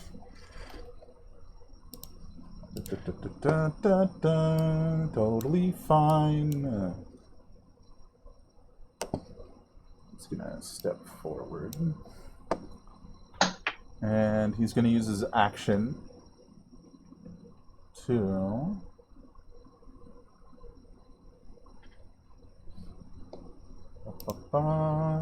Yeah, you know what? I think he's gonna do this. I'm gonna have to... Is higher. I just need to check a thing. Yeah, he points at you, Amet, and he goes, "You really think you could hide from me?" I need Amet, Seda, and Amortus to all give me a... What's the save? Wisdom save! Oh, As he Once casts then- slow. Let me double check his save DC. That's a failure. That's a failure. All right, hold on a second. I gotta. It's a wisdom save, you said? Yep, that's... Yep. And it's I have so many different. I think I just have advantage. I think I have advantage from multiple different sources, and it's just that for different things. And I think I have advantage for every technical sort of save. Currently speaking, right now. Yeah, for one reason I'm just- or another. Yeah, and I'm just trying to make sure because I don't want to, I don't want to cheat. So I'm just trying to make sure that I do actually have it on each one, because I know I have it on charisma, and I know I have it on on charms, and I have +1 to just my saves flat right now, and I think I think I just have advantage. So, okay, cool. And and resistant to necrotic damage. Oh yeah, so it was 9 damage you did earlier. I didn't take away what is it? Would it end up being? Because with half it, half of 9 would be 4. 4, and so 2. So I took 2 damage. Mm-hmm. Okay, just want to make sure. Oh, if you succeeded on the save, you didn't get the debuff. It didn't half the damage. Oh, so I don't take any damage then? No, because it was an attack. You took damage from the attack, and then it had an extra effect that you saved against and succeeded. So you Oh, okay. you are resistant to that necrotic damage, which is 9. Yeah, that's- so half that. Yeah, So but I'm. you half it again. Why? Oh, I thought because I saved. Yeah, against the extra effect, not against the damage. Oh, okay. Mm-hmm. Mm-hmm. So it just does damage, and then you take damage again. No, there's no extra damage. It's an extra effect. It's a debuff. Oh, okay. So it's damage and then a debuff if you fail. But anyway, so your Yeah, no, we're wisdom good. save for this. Is technically +1. Mm-hmm. Mm-hmm. So 16, 17. And then You succeeded. cool. I won't even bother rolling again if I don't care. So half of 9 is 4. So 9 minus 4 is that 7. 6. 5. I'm at 70. Okay. Cool. Sweet. 64. Alrighty. Let me just, for the sake of the 2 that actually got afflicted by it, I'm gonna drop this spell in Discord. So you know what it does. There you go.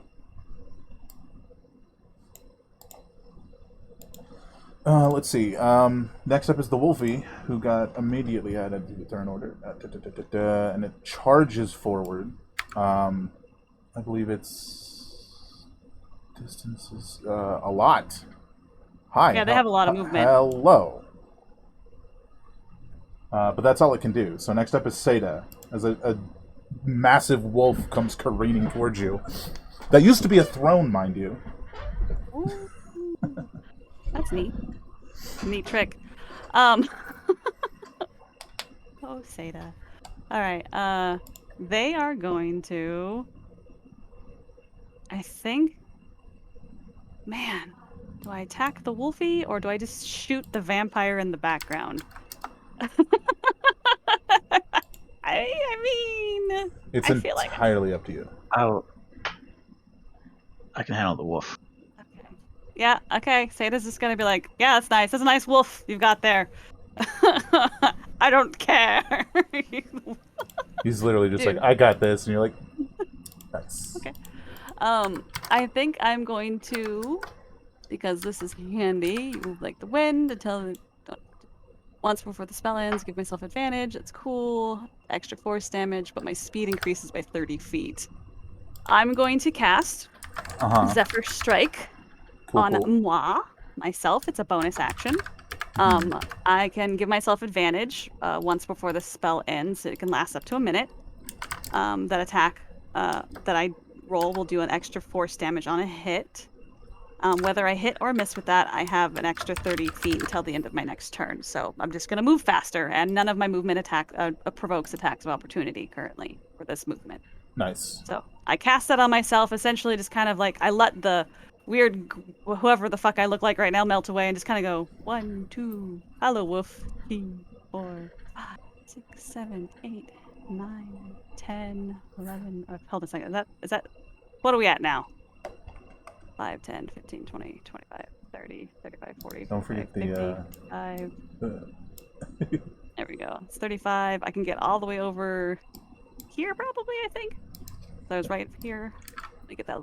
Give me that ruler. If you click on your token and press Q, it'll move. It'll pop up the ruler for you. Q. Oh. Q? You gotta like click and hold them as if you're moving it around. Like, click my thing and there. Okay. I think there you it's go. 45. If I go here and I get closer. I mean, I don't really need to get closer. Here's fine. Stick around with Sterling at least. And that is a bonus action. It would be really funny if you almost bumped into him. Whack. that just hit Sterling. Like, why are you there? Quick Actually, question for you, Seda. What's the Mhm. range on a longbow? I don't remember. I Um, just need to remember for me. longbow. I have it on my character sheet. That's why I'm asking you. Pretty sure I have it on my character sheet at least. 150 150 to slash. 600. Okay, thank you. Oh, that's not how this works. So it's here. Q, no, Q, not space. For the love of every good thing good and decent in this world, why do I hate? Okay. Do I hit Q first and then, or do I grab the character and then Grab hit the Q? character and press Q. You got to keep holding the There. character. Oh, okay, there we go. Thank you. Okay. Mm-hmm. So 60. I could get to there, but I don't really want to get there. That's so far away from everybody else. Although a Met's really fast. Mm-hmm. Nope. I'm gonna go to this brazier over here. Because let's be real, I heard Sterling running. Why are you running? I'm gonna go here, and that gives me a clear line of sight on Mr. Vampire McFace, dude. I'm gonna shoot him, Mm-hmm. and then I'm gonna duck behind this Do it. as, I can do it. pain. So, anyways, I move over there. I look at the vampire man, and I just go pew pew with my bow. And I'm pretty sure. Just that question I have real quick with the brooch of daybreak. Do I have to declare that I'm imbuing my weapon with the radiant damage before I deal the damage or before I make the attack, or do I say after? Like, Before, but it doesn't like go off until you hit. You know what I'm saying? it does not expend it. So essentially, I'm putting it on the bow, and until it actually expends its radiant energy, smiting the evil undead filth, it doesn't go away. Mechanically, yes. Yeah. Okay. All right. Cool. I'm gonna do that. What is this? Is it a bonus action? It Mhm. doesn't. What kind of action do you want that to take? Because it doesn't have that listed. Because I can wait till next turn to do that. I'm gonna have to scroll up and look at it. If you just Because want it to wait doesn't. till It's not next turn. listed. It's not listed as Okay. what action that takes. So I'll just do that next time. I think it's supposed to be a bonus action. It's just a typo. Okay. That's fine. I will wait. So I'm just gonna shoot the fucker twice. Yeah. Typos happen. Yep. Yeah. And that's why I asked, because I figured it should be cost something. Definitely one Right. at a time on this because you have to make concentration checks. Okay, so Arrow McShootington the third. I have advantage. You have a lot of things right now. Yep, I You are do. literally the best person in this universe to fight this guy. Yep. Well, I got 216, so Okay. 16 hits. That is. Oh, that's good. That is the exact hit. Woo! All right. That's that. Which is, if that hits, that is 17 and 6. 17 piercing and 6 force. Hi. So he says that, who do you think you are? She's just gonna go, I'm fucking Sada, you asshole. And just shoot it. Wouldn't they both just be flat doubled, right? Yeah, it would be, yeah. So that's why I said 14 and 3. And then I will shoot him again. Oh, I see. I misheard you. So he needs to make his thingy. That was the first one. I just didn't hit the advantage button. So I'll hit advantage this time. Success. Oh, nice. I hit advantage this time, so I only have to click it once. Okay. Bloop. I think that hits. Yep. And it's, wow, consistency. Oop. Nice. So he's got to make that save again. Oh gosh. That's a failure. Okay, so you guys aren't slowed anymore. Nice. Ah! Sada doesn't laugh. I do. That's fair, but I think that's it for your turn, right? Yes, I have nothing else to do. I'm spent.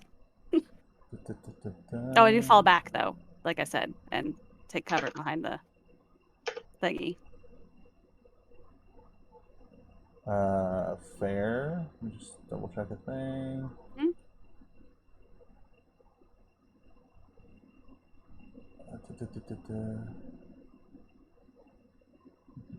I think he's going to.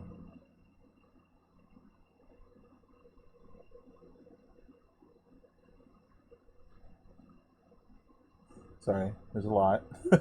You're good. I understand.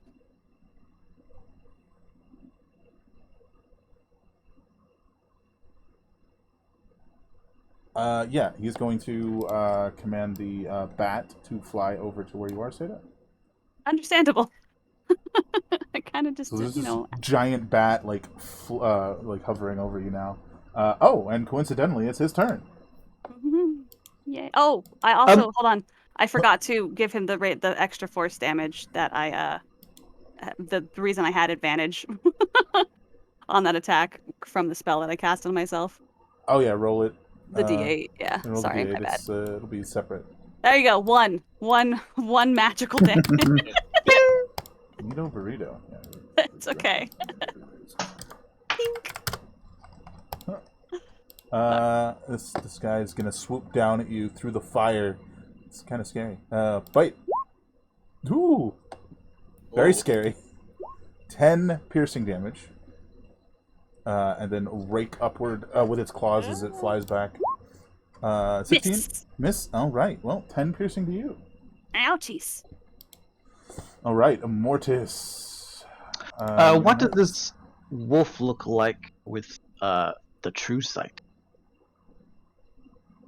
Well, I think for all intents and purposes, it has been transformed into a wolf, so it looks like a wolf. So with true It's a sight, wolf. it's a wolf. It's just all right. Yeah. Nice. That's how that ability works. Both In your that true case- sight and his ability. It is literally a wolf right now. In that case, I will attempt to beast tame it. Alrighty. And that is a Fuck. DC... That's amazing. That's a DC 20, yeah? DC 20 Wisdom? That is a DC 20 Wisdom save. Yes. Which it has advantage on because it's already under someone else's control. And it succeeded! Impossible! No! Ow. Damn. That was good. Good stuff. Well, Immortus didn't know he was going to fail when he started casting. So, as this wolf is charging him, he's just like staring it down, and he tells it to bite the hand that feeds. Might be a little too esoteric for it. Maybe. You don't know. I'm hoping the skull will translate, but I guess it doesn't. I think Lyric in his massive 9-foot tall form sort of peeks up at you and he goes, I think it's better if it bites you. And he's going to use his command to make it move and attack. Wait, I can still move. Oh well. I haven't I mean, moved. I haven't sorry, moved my yet. bad. I jumped the gun. I mean, go ahead, finish your move. Run away! Why are you damaged? Oh, Because he shot me with his okay. fucking bone juice attack. So close. All right, there we go. And as he's doing that, he's doing like lion, kind of like a lion's tamer, but without a chair, with his hand out, trying to take control. Mm-hmm. I gotcha. And then He'll bite me. he comes over and bites you. Nom, nom, nom, nom, nom. Delicious. Chomp. That'll hit. And a strength save or be knocked prone. So 14 piercing. That is a big bite. All right. And then it is Amet's turn. What would you like to do?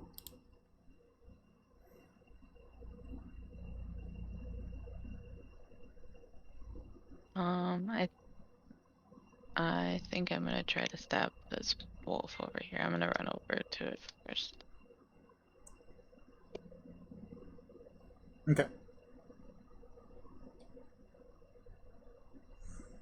You would have advantage if you're flanking with Immortus. Oh. Mm-hmm.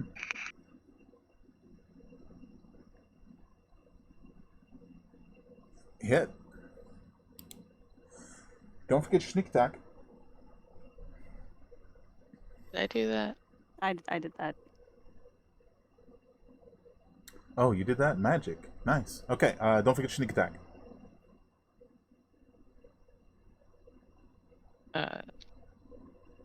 3, right? Is it 3 or 4 now?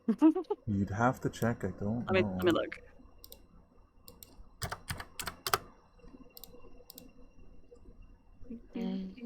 Alright.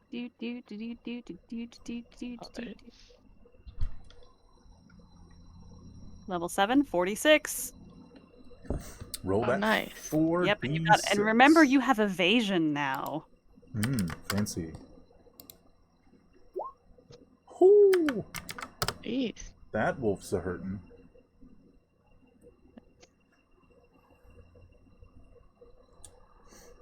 Alrighty. So if that's it for you, then next up is Sterling, which is top of the turn order. Yep. Let me do a quick measure here.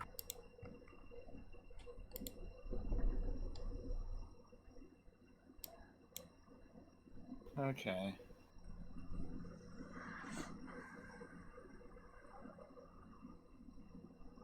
So he's somewhere in this order, 70 feet away.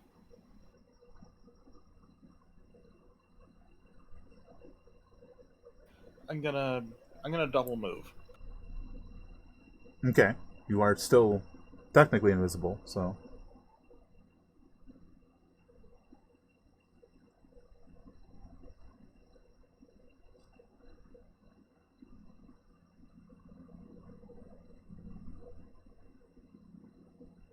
Where are you going? Right there. Up into his grill. You just imagine. Up. But you can't Up see into- anything. Up into it, we can hear it though. It's like a fucking freight train. Choo choo. Okay, and for my bonus action, I'm actually going to drink that potion of giant's growth. Oh.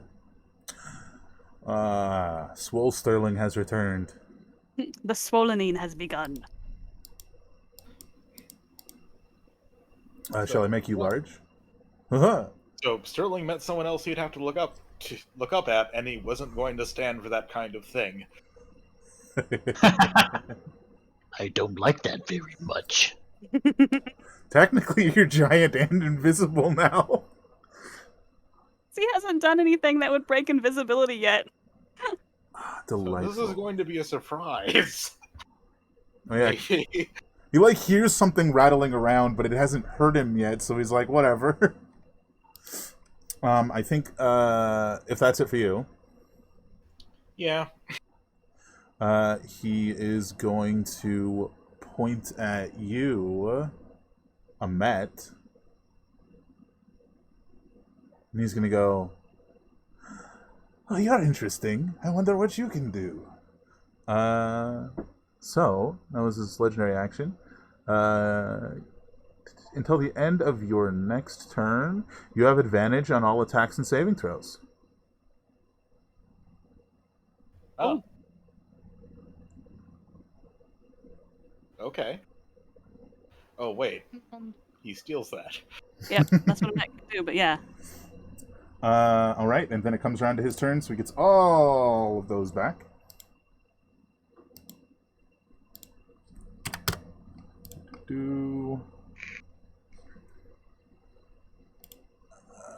He's going to use his action, and he goes, let's see. This is actually going to be really interesting because he is moving forward, but because you're large, you have extra reach, so he doesn't leave your reach, so you can't make an attack of opportunity. Oh. Yeah. And he raises both of his grotesquely elongated arms and points at each of his beasts, and he goes, "Oh, well, I think you can do a little better than that." And they both. So their claws and their teeth elongate and distort and become more gnarled and vicious. Oh, how fun. Alrighty, that's the end of his turn. And now it is Wolfie's turn, and it is going to try and take another bite out of Immortis. Oh, wrong thing. Chomp. Damn, that's a 21 on Immortis. Mm-hmm. Damn. So it will be this plus 2. So 8 piercing damage, and Give me that strength save or be knocked prone. I'm already prone from the last one. Do I get knocked prone again? Oh, Bam, bam, bam, I bam. didn't realize I forgot. Is he like, am I Loki and he the Hulk? That's funny. That's no, great. you take 8 piercing. No. Terrifying. That's it for him, though. Oh, I think at the end of its turn, hi. it is Sada's turn, but I think you're behind cover, right? Yep, I am. So that would increase your its partial cover. Yeah. He's gonna I make also have a giant bat in front of me. he's gonna fire a transfiguring bolt at you because you did hit him and it did hurt. Yeah, sure. Your armor class is effectively plus. Is it 2 or 3? I'd have to bring it up. I don't remember. I think it's +2. Let's call it 2 for the moment. 20. No, well, I guess it don't matter. It doesn't matter. That hits. Mm-hmm. So this is where the Constitution save against the extra effect comes in. Okay. Oh, that's a typo.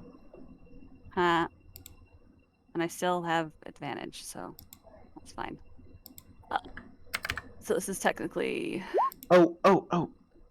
Well, Oh, I don't you're- need the advantage, You're so totally fine.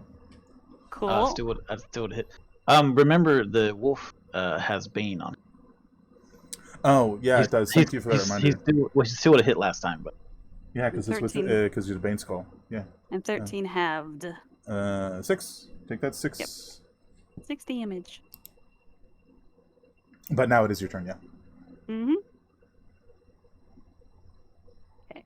Taking that 6 damage. My turn! Hi! Yeah, that's great. Thanks. Okay.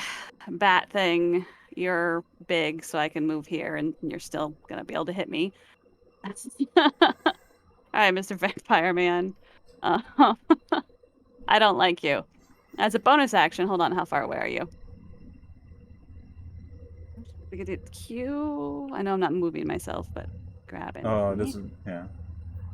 Okay, just do this. There we go. Aha! He was within range. Within 60 feet! Sucker. Okay.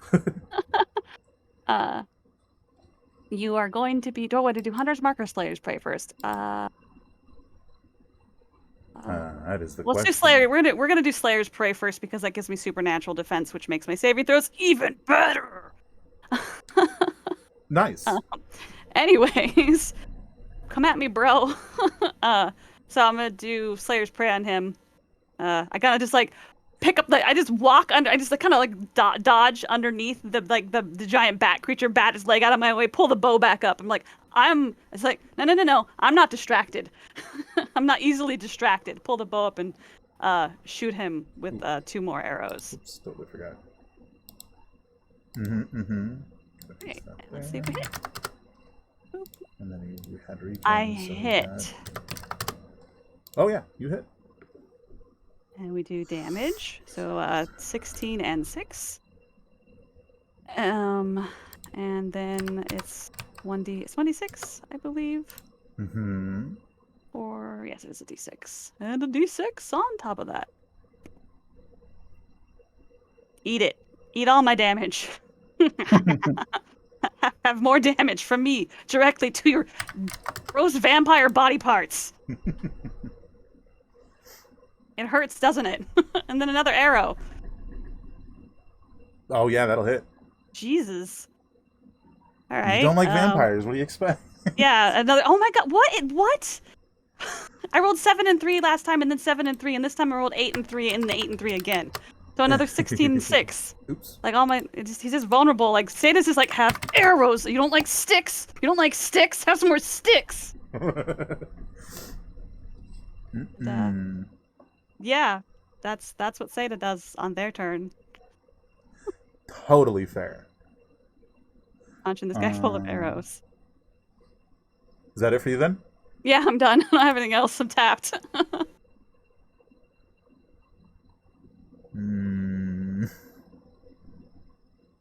Shoot. Sata's cranky though. No, I think I'm gonna stick to what I was gonna do. All right, so end of your turn. The bat is gonna whirl around. I probably should have moved back to cover. Oops. Oh well. Sato's cranky. Not thinking clearly. My bad. 44. would only have been able to get to there anyways, so I still would have been Alrighty. squishable. Bite. The first one. That Sorry. does. The first one misses. The second one just... it hits. It hits. I don't have my shield right now, so it hits. It's the wrong attack though. So I'm just gonna roll Oh, it this way. okay. Just gonna roll the damage. Second attack is also 6 damage. Woo! 6 slashing damage. Oh, +2 because the buff you got. Okay. So 8 slashing with the little 8 claws. slashing damage. I mean, 7 slashed. a bat that big, they're not little claws. Yeah, no, they're big claws. They hurt. Ouch. Alrighty. Next up is Immortis. I'm prone, so I have to stand up before I do anything, right? No, not necessarily. I mean, technically, you can do most things prone. Yeah, you just have disadvantage to ranged attacks while prone. Mhm. No, they have disadvantage to shoot you. Yeah, they have disadvantage to shoot you. If you want to try the beast thing again, and you're asking me if you can, yes, you can. Well, not the taming, right? Because it doesn't say here that. Oh, If it's you'd have to try on the other guy. Once Yeah. they succeed, they become immune for 24 hours. But I have other spells this gives me, so I'm gonna try to hold monster on this wolf. And I just got this, so I didn't put it in my thing. But he makes a wisdom saving throw. Let me double check. I think creature you can see within range must succeed on a wisdom saving throw. Paralyzed for the duration. Okay, I was double checking that it wasn't like hyper specific. Right. Yeah, me too. Okay, wisdom save. It should have the DC there, right? Yeah. I mean, I just got the write up, so if that's the case, then yeah. Yeah, it should be in there. It's not going to make it either way with a 12. Yeah, the wolf is paralyzed. Then Immortus will shout from the ground. You've already lost. No one's gonna fight your wars now. Just do one-liner. Fight. Okay, Amet, it's your go. You got advantage. You got double advantage. Paralyzed. It does nothing, but you have it. How long is the wolf held for? Until a minute or until I break my concentration. Yeah. I'm just gonna stab him again. Ooh, nice.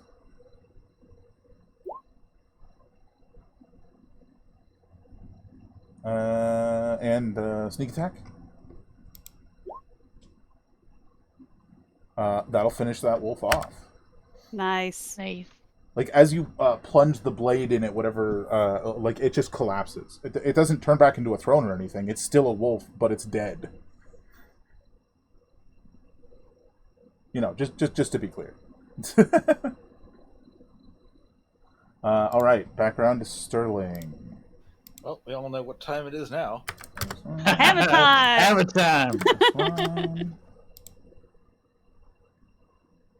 Turn the tide, Sterling. Hammer time. Boo, doo, doo, doo, Aw. doo, doo. Oh no.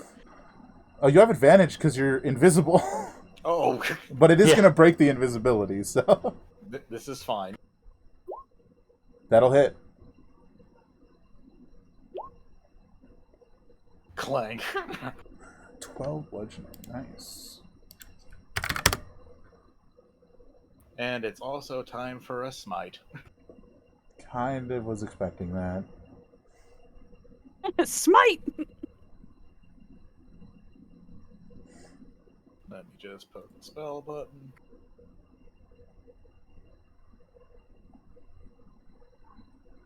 Okay, we're going again. Aw. Wait, do you have 3 attacks? No, I have 2 attacks. The first two was advantage, remember? Oh, right, that's my bad. But, wait, we're missing something. You're enlarged, you have 1d4 bonus damage. Oh, right. Wait. Was it 1d4 or 2d6? I don't think it was 2d6. I'm pretty sure it was 1d4, right? Might have to look it up. Sounds right. What are you talking about? Enlarge? Yeah. Oh, I was thinking of giant growth. Well, giant growth, it is enlarged. It's the same effect. I'm pretty sure. You, because it's a potion you guys have, you'd have to check the specific potion. I'm on it.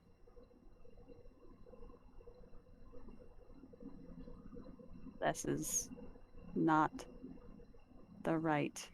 I hate you, the internet. There we go. I know that feeling. I look at this. I'm like, this isn't MSR. This is bad.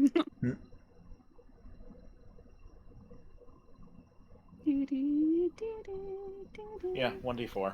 Yep. Yeah. I found it on D&D Beyond. So after you make your attacks, is that the end of your turn then? Yeah. Lyric, he turns around with his like grotesquely long arm. He goes, "Fell for it, didn't you?" And he reaches out and needs you to give me a DC 17 Wisdom save. Okay. You're good at those. Yeah. Just don't fuck it up. Yeah, thanks. Yeah, it's fine. It's totally fine. I'm gonna luck that. You're gonna luck it. Oh, thank God! I forgot you had luck. There we Yay! go. So like, you succeed on the save, and he looks at him and he goes, "Oh, I can't wait to see what you can do." But then it is his turn.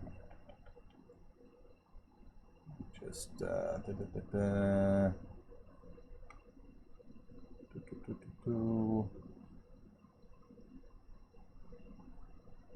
But,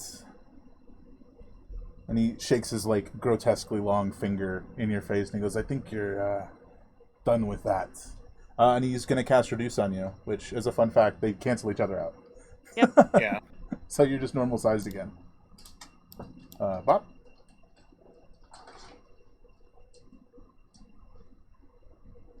And I Oh, think darn it. he's gonna move over here. I think it's. Is that the right speed? Yeah, it is. So now he's like looking directly down the line at you, Zeta.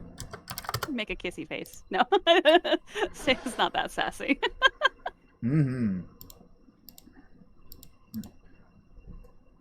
That is pretty much his turn for the moment. Next up is Zeta. Hey, bonus action. Again. So many bonus actions. What bonus action I want to do this time? Fuck. Okay. Bonus action this time is going to be Hunter's Mark, because no wait. Do I actually hold on a second? Let me look at my spells real quick. Yeah, bonus action is going to be Hunter's Mark. No, we're actually not going to do Hunter's Mark this time. I think my bonus action this time is going to be Holy Radiance on the bow. Nice. Okay. And then shoot. She's gonna because I've got this amulet thing on, and I had to meditate with it and whatnot. So I feel like Seda, they're gonna think about it, and they're gonna think of the rising dawn, and they're just gonna from the their hands on the bow, they're just gonna think about the sun and the dawn and how it breaks across the horizon and how beautiful the valley that they've grown up in, and how the stillness of the sun touching the dew is a gift, and that the darkness and the vile poison that these foul creatures spread upon the land needs to be purged, and imbue that power of light onto this bow, and then attack.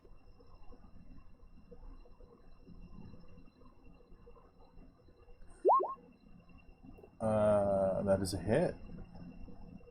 So we'll do that damage. Boop. Which is 10 and 6. And then we'll do the 6 from Slayer's Prey. 4. And then it is 3d8 by me, which becomes more. 68 radiant damage. Well, it doesn't double the dice technically. So yeah. It makes him vulnerable. Yeah. Oh, yeah. But So we do 4d8 or 3d8. That's a d8, and I hit that. There Okay. you go. Have some radiant damage, my friend. And that's one hit. And that was a bonus action. So this next one is just going to be a normal. I say normal attack, but you know, probably doesn't hit. Doesn't hit. Second one misses. The first one was too bright. Ah, it's a bit more than I expected. Fair. He tilts his head at you, Seda, and he goes, how annoying. He then, at the end of your turn, points his finger at Ahmet, and he goes, I'll take that. Give me a Constitution save, Ahmet.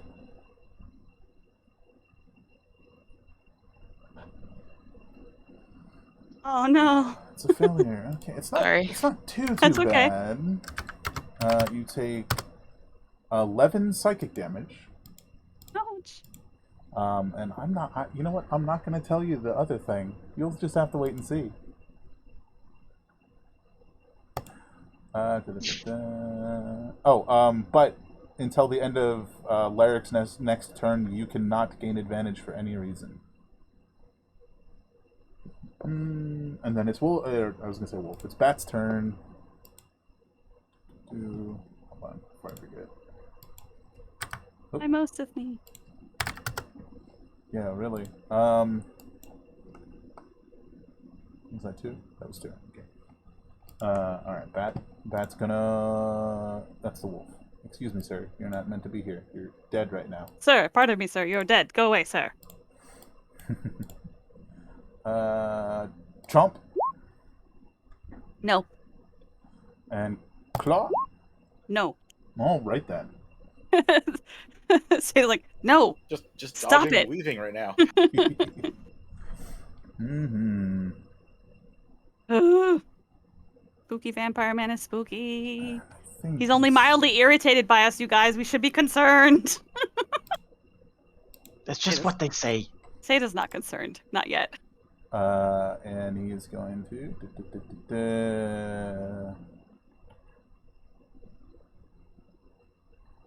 Yeah. He places his hand on his chest, and he goes, let's retinker this a bit. And he is going to recover. So. No, he's healing. 20 hit points. Oh my god, Oh, I can't gosh. believe he did that. Are we surprised? We're Oh, not no. surprised. Immortus. It takes half movement to get up, right? Yep. Yep.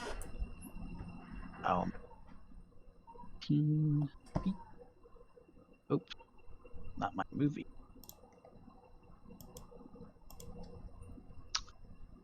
Then.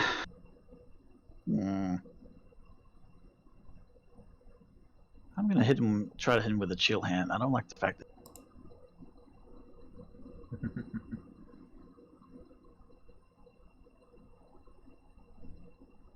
Oops, that's the wrong thing. Supposed to roll attack. Yeah.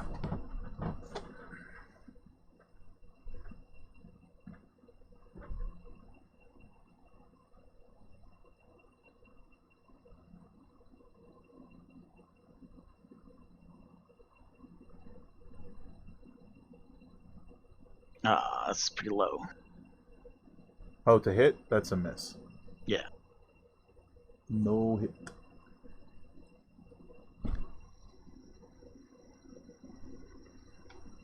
You want to move anymore? No, I took half my movement to get up, then I moved the other half. Oh, I didn't even see that you moved that far. That's kind of funny. Yeah.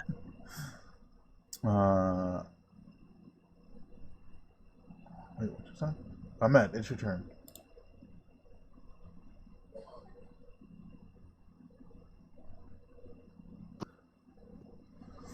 Let me see. Oh, you got a bat over here, and then you got the big bad guy over there. Is it possible to stand there? Where were you before? Well, I mean, you got it. You got the movement. right over here. If you're asking I don't know about if it's a pole or not. Yeah, you can stand there. To go the space behind it, you'd have to like climb up, but there you're fine. I'm gonna stab it. Hopefully. Mm-hmm. That will hit. And you have an ally within 5 feet, so you get your sneak attack.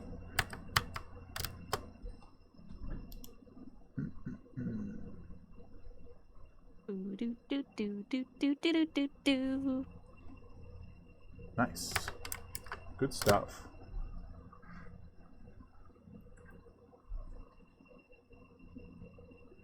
Alrighty, I think that's it for you then. Yep. Listen to Castlevania boss fight music.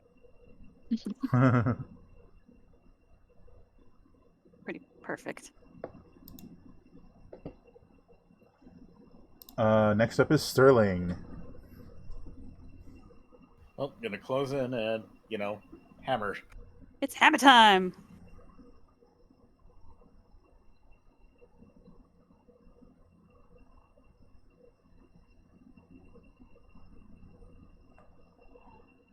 Can't forget this. Miss. Miss. Oh, that's better. Mm-hmm. I can re-roll that too.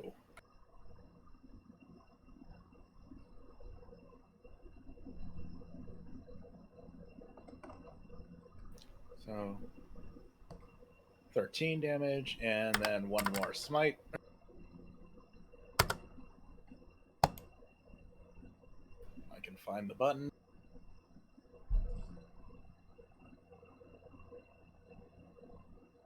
Oh, shit, I messed that up.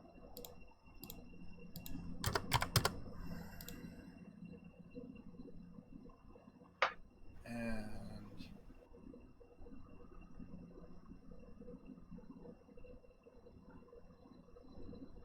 yeah, I think that's it.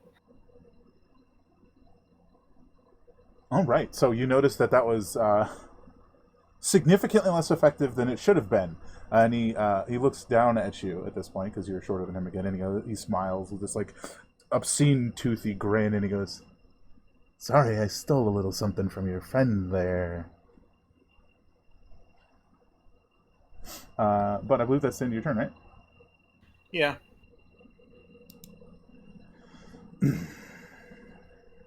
Well, I've had just about enough of this. Seda, What? why don't you say hello to someone that you know? He Oh, points you at mother... he points Go at ahead. the brazier next to you. Go ahead. No. Continue. The brazier, its form twists and changes into that of an orc woman in plate mail wielding a sword and shield. It is Sedil. Your currently dead mom. Yep.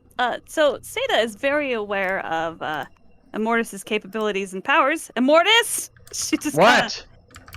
there's a woman there now. She's basically just asking you if that's real. What did I see?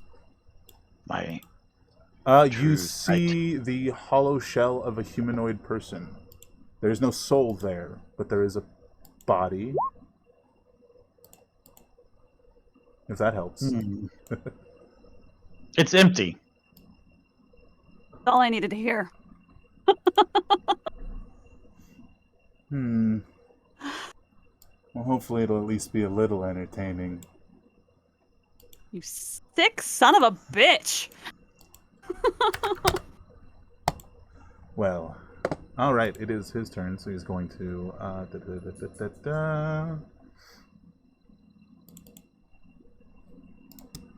He goes, "Let me just remove myself from the situation for a moment." Attack of opportunity for you, Sterling. Damn it, I didn't Hunter's Mark him. I should have Hunter's Marked him. It's okay. It's okay. It's okay. Oh, Ooh. Ooh. Love to Not see going it. nowhere. Sterling's got you for 3 rounds. Well, I can You want to re-roll that one? I can re-roll a 1.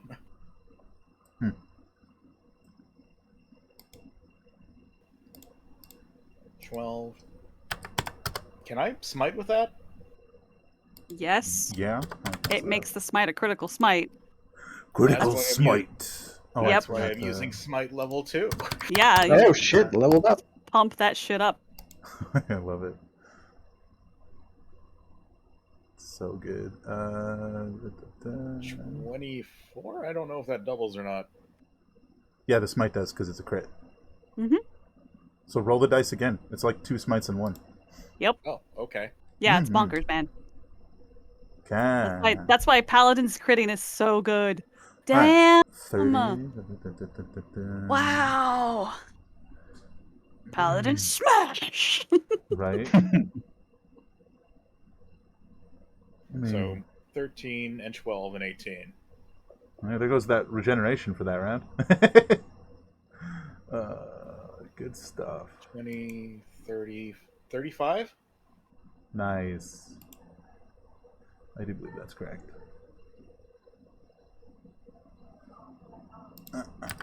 Oh, you know one thing I don't think we talked about doing was making holy water. We did talk about doing it. I just don't think we did it. Well, Mhm. We had the hammer, so we're just like running that's water. fair because it makes holy water. Fair. Yeah. Fair. Yeah. Okay. Theta is going to like water. Holy water stops regeneration. I mean, Remember your teaching. says the person who can summon a literal ball of sunlight. Yeah, I haven't done that yet because I've been trying to like do other things. I have a lot to set up, lots of bonus actions that need to happen. Too many. Mm-hmm. Need more bonus Far too many. actions. Need more bonus actions, please. We're just double checking a thing here. Yes.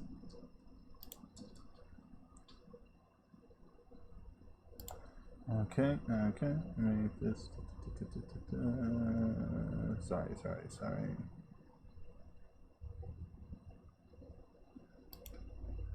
Crit. Yep. Cast a spell on himself. It did a thing, probably. At the end, and that's the end of his turn. Say it. Woohoo! Alrighty. He's he hidden or is he just up there on the scaffolding? Like what's going on?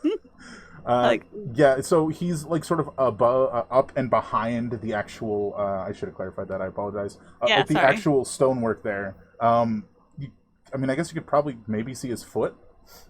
He's like hanging up there, you know. Yeah. It's like I am a bat.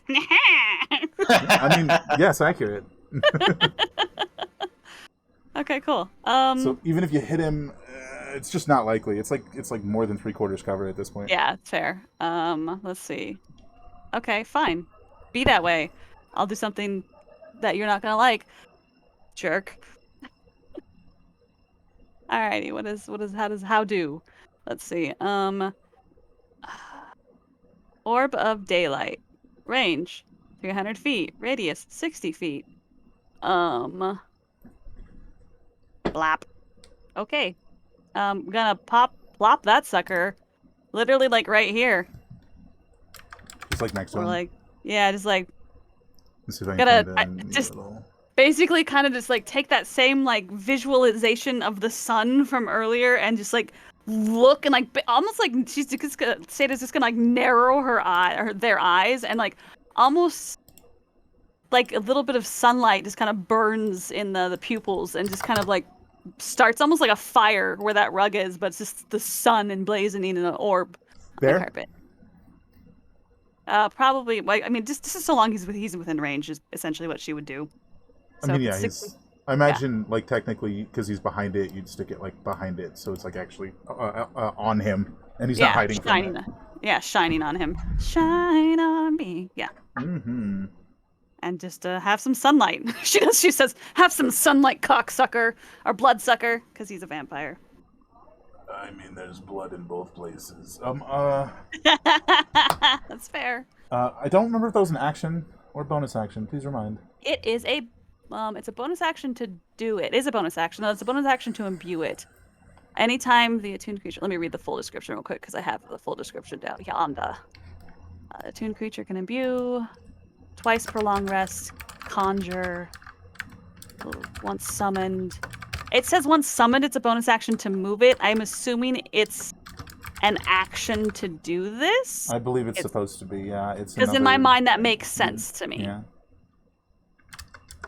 Yeah. I'll put action. No, there you go. Okay. And I have all the other statistics and stuff for it written down. Open daylight. Action. I have a bonus action left though. Mm-hmm. That bonus action is going to be Hunter's Mark. Wait, he's not within 60 of me anymore, is he? Damn it! I think he's also behind something. Don't you have to see them? Maybe I'm wrong. I think I do have to see them, you're right. Okay, well then I guess I'm not going to Hunter's Mark him. But my bonus action will be nothing at this moment in time then. Oh, wait. I guess I could, since I have a creature in front of me. I can stab! Just a regular stab. Just a regular stab. This hollow shell mockery of my mother is gonna get stabbed. The Mithril Crickblade, I believe, is in my offhand, because it has to be. I guess I don't have to attack with my offhand, do I? No. Yeah, it's just a bonus action. Oh, actually, yeah, whatever. Boop. Boop. I rolled a 13. That'll hit. 9. Have 9 damage. Mm-hmm. I'm not happy about this. Okay. Crap, for HP's not here. Hold on. I mean, I wouldn't be either. Yeah. Did the brazier turn into that, or did ashes come out of the brazier and turn into her? But the brazier transformed into her, so Okay. it's physically gone. It's no longer granting you it's cover. transmuted into the person. Okay. I mean, in To the part, shell. that was probably the point. Yeah. That was attack 1. But the other thing was an action. That was bonus action. I'm done. I don't have anything else. Yeah, that's fine. That's fine. Okay. Let me double check a thing.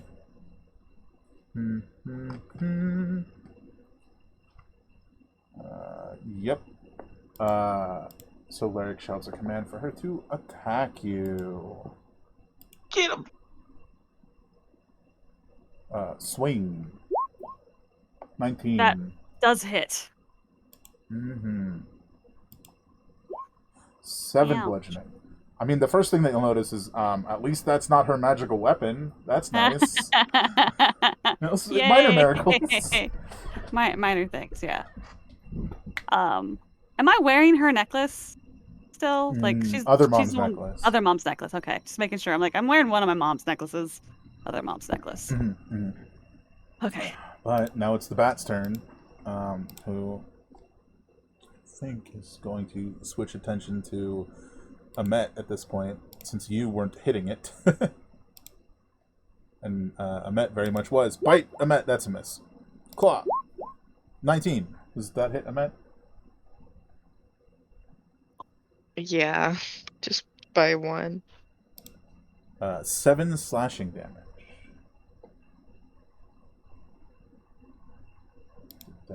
Alright, it is Hollow Sedil's turn.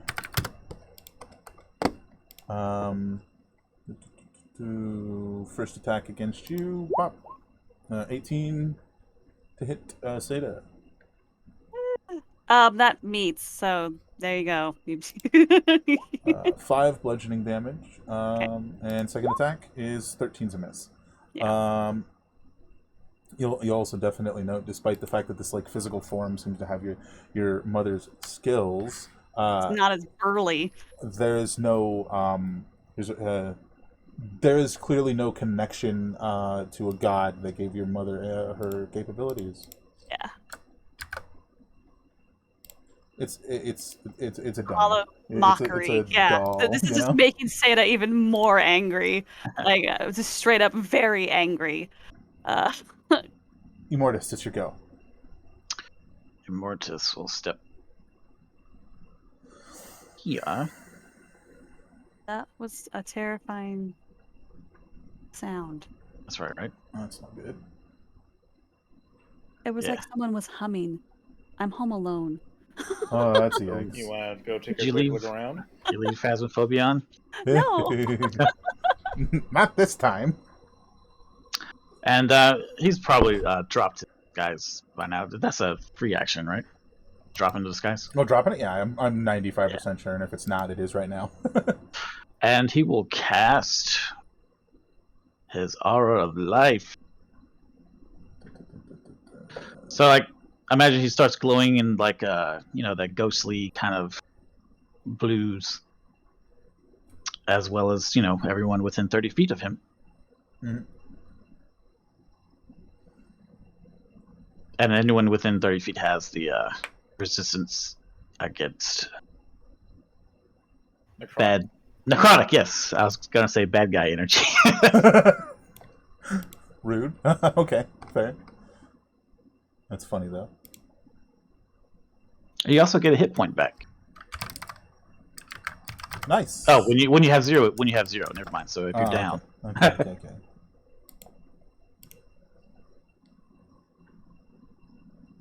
and that's it. Fair. Oh, I've been talking to him.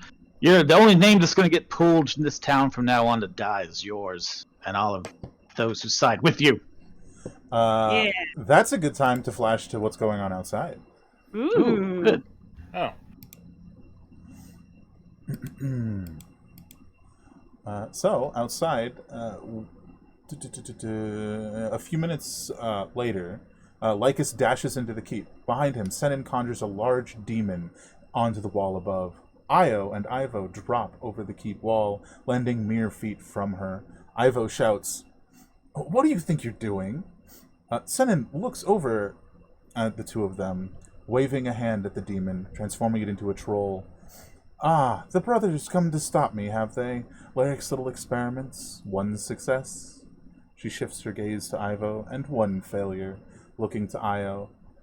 "What am I doing?" "Oh, nothing. Just giving the townsfolk something to think about other than your little display." She waves a hand at the troll, and it leaps off the wall, splitting into three and clambering toward the gate. And back to the fights. That was the end of Amortis' turn, yes. So next up is Amet.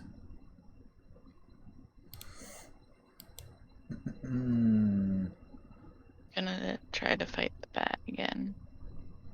Oh yeah, bring it down. yeah, that probably hits. That'll definitely hit, yeah. And sneak. Yeah. You could have had advantage, but you got 25. It's fine. Yeah, you can fish for the crit. You could, if you'd like, to roll again. Okay. It's up to you. 19.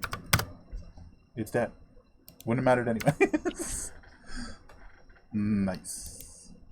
All right. That is. Do you want to move it all, Matt, before we move off of you? Where? Oh, I see him.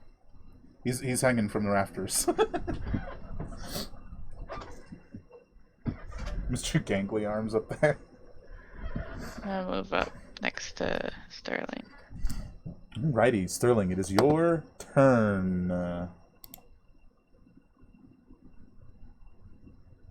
Well, I can't exactly wall of water him while he's up there. Not really. And to get to him, you'd have to go up here and climb up, and then go up here.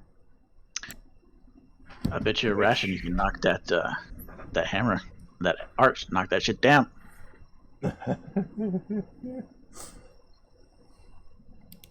Or cast I don't Aris. know what feat of strength you're working off of.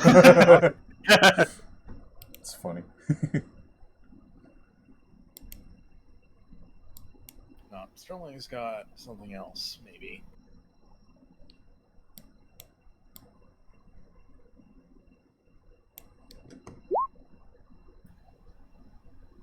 Oh, that actually rolled, huh?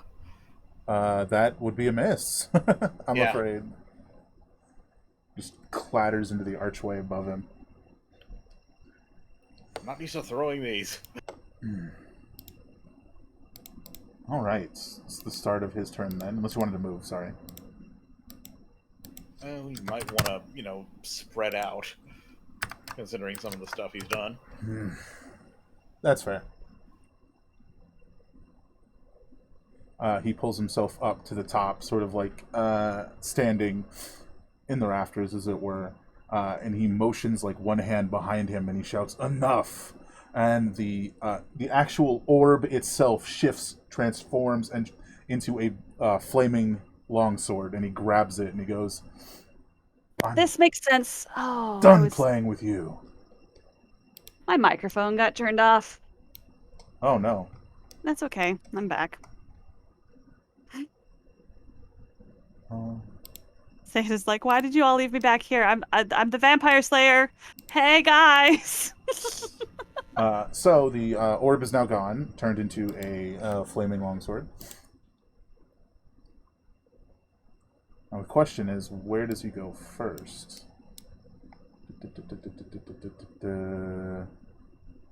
Yeah, I think Amet, you're technically the closest. So the daylight didn't bother him at all. Oh no, he definitely took damage. And then he turned the orb into a sword. Okay, I could just drop concentration on it, make it go away. Unless it's now just a sword. Or am I still concentrating on it? You're not sure. I mean, dropping concentration is a free action. Yeah. So you drop concentration and the sword does not go away. Okay. So first attack against Amet. 19. I'm pretty sure that hits you, Amet, right? Yeah. Yeah. 6 slashing. You're immune to fire. Probably not the best person to attack, considering that, but he doesn't know. He doesn't know. Yeah. He doesn't know. And that definitely hits. Hit. 7 slashing. And then the last attack is 12. Oh, 12. Hey, that's damage. You might want to half that last one. Yeah, could I? Yeah. You could. With your evasion? With your yeah, power. One of them. You have both now, so it doesn't really matter. We just know you can do it. Yep.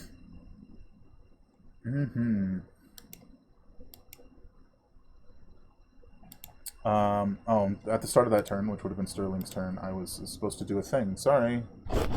More narration. He's got Bane. Okay. Oh, sorry. I should have said that before you attacked 3 times. It's- I'm new to this. I'm new to this helmet. It's a bit late, but good to know. Good to know. All right, if we're ready, I will start the continued narration of Outside. Here we go.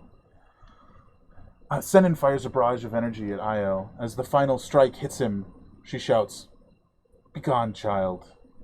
Your brother will be dead when you return." Io vanishes, leaving only a faint scent of sulfur behind.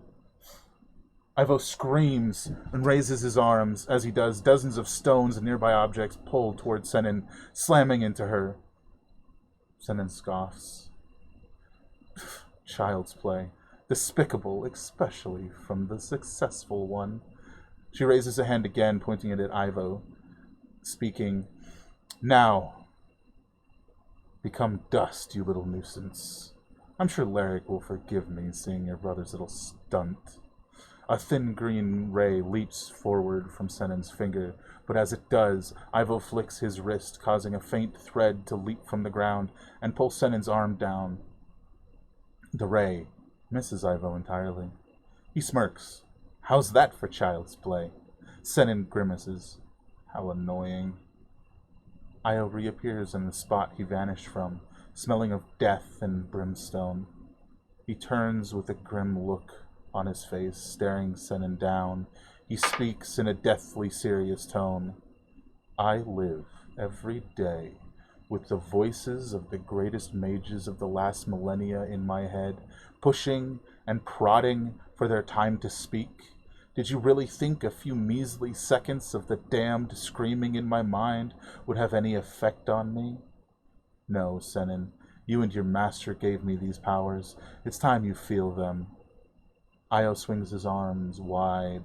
6 ghostly robed figures appear, 3 on either side. One, wearing robes covered in bones, steps forward and raises his arms. Writhing grayish-green tethers spring from the ground beneath Senin, binding her. Another steps up, a ball of fire writhing in her grasp, ready to hurl it forward. Senin tries and fails to escape her binds. Another ghostly figure steps forward to Ivo, placing a hand on him, filling him with speed beyond imagining. Ivo bursts forward, drawing his blades and slashing into Senin over and over and over, dodging away just as the ball of fire is hurled forward. And we're back.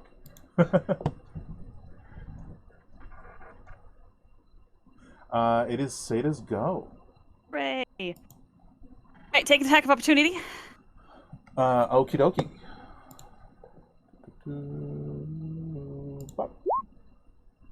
Okay, hit, do some damage. She has Bane. She has Bane. A little tiny bit. What's Bane do? -2 to hit. Minus a still D4. still hits. So Mhm. 5 damage. Okay.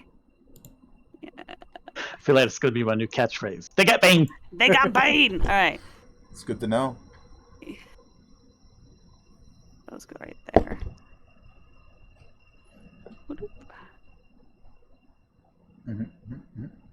We'll go there. And then I think it's going well as she passes Immortus. Hunter's Mark. Bonus action. Hunter's Mark on Mr. Vampire Man. Do you do something about that grotesque shell that isn't my mother? I think that was directed at you, Immortus. Yeah, it was Yeah. directed at Immortus. You can tell he's not looking great. And then I think your expertise with vampires would give that to you. So yeah. you know if he goes down from anything other than sunlight or that blade, or running water for that matter, he's just going to turn into mist and escape. Actually, so then maybe instead of doing that, I'm going to cast Zephyr Strike again, which is a bonus action. So instead of casting, yeah, so never mind. I guess, well, I didn't know he was that damaged. So No, that's why I'm telling you. It's my mistake. Well, you would definitely have seen that. okay. And your knowledge on vampires would have told you. Then let's just erase that damage here real quick, because I'll just do Zephyr Strike again to get to him. Okay, and that complete demeanor shift from he's toying with you to angry. Anger, yeah. Also, I've given a bit of an indication, but I'm flat out telling you because you, the character, would know. The Vampire Slayer, just fucking runs almost like celerity, glides, just moves past the shell of her mother. Of their mother, as they run past, Mortis is like, I think this is going well. Take care of the shell.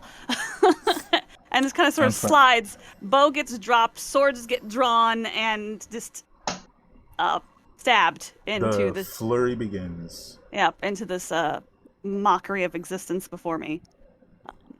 So I will hit first. Blade of Ending. I think that's how this works. So attack with this one twice, and then the Mithril Quick Blade allows me to...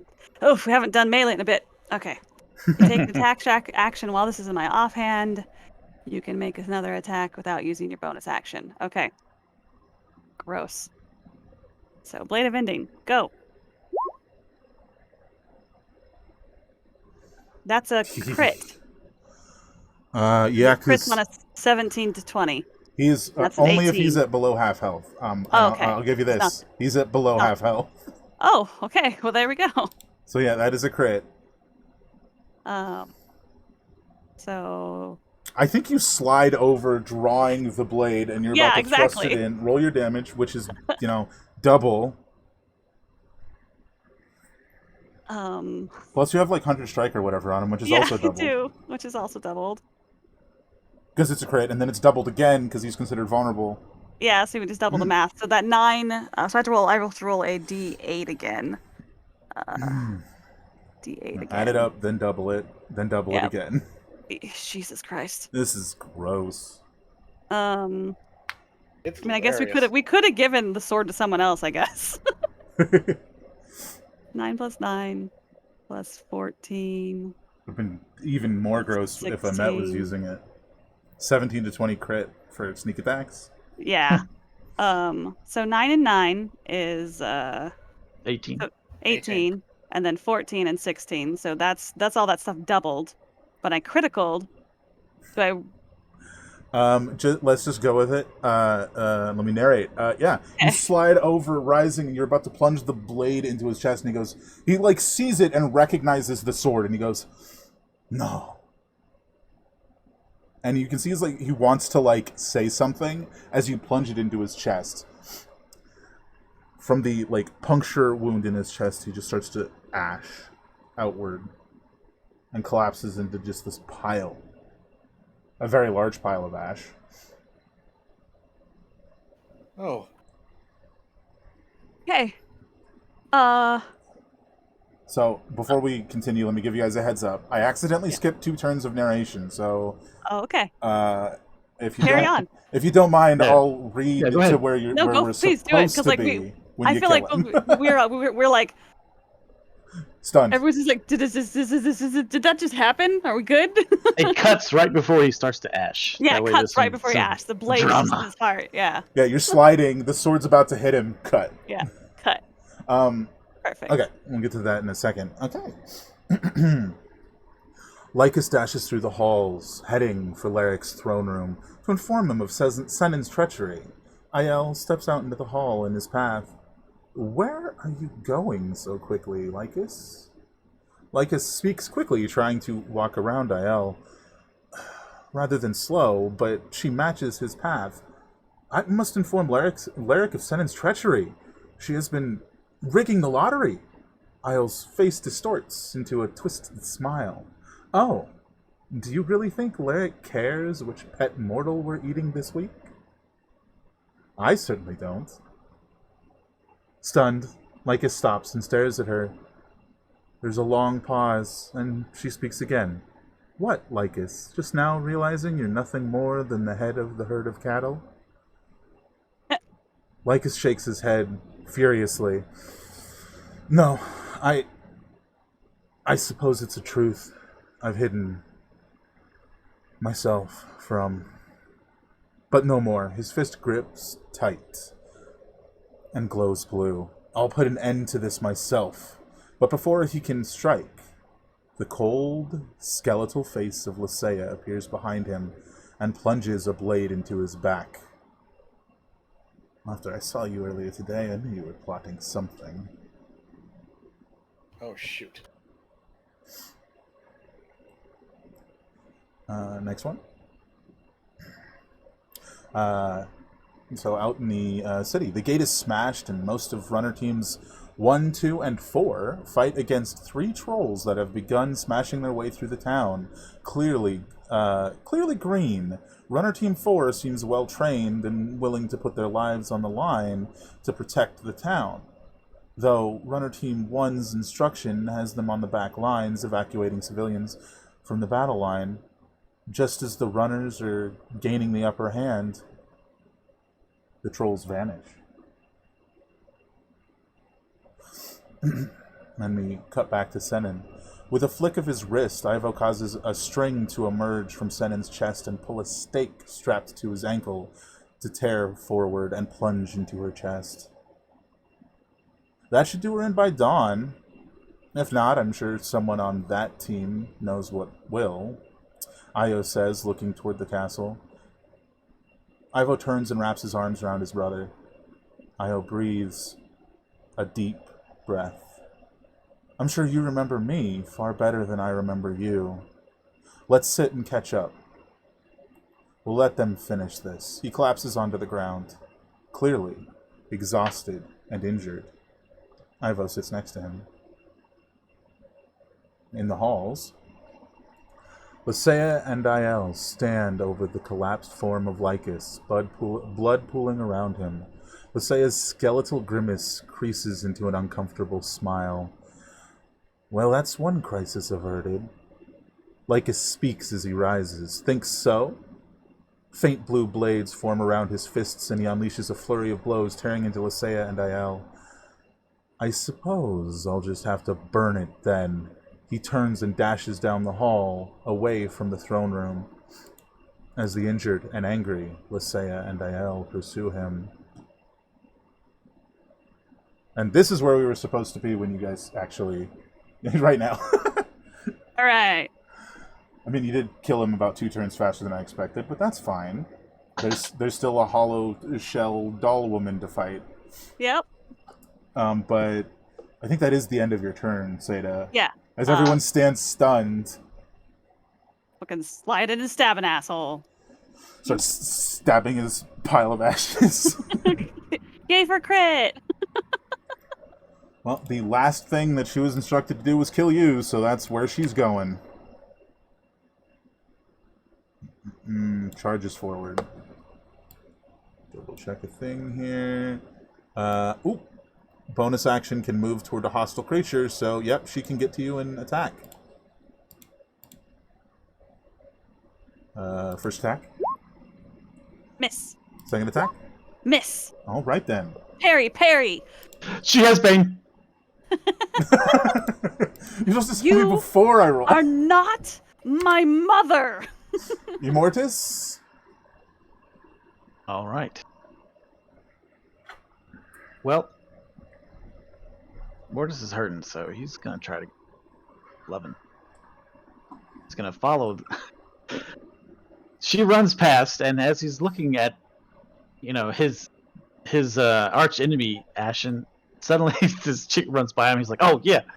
So he chases her, and he's going to use Vampiric Touch from his bone hand.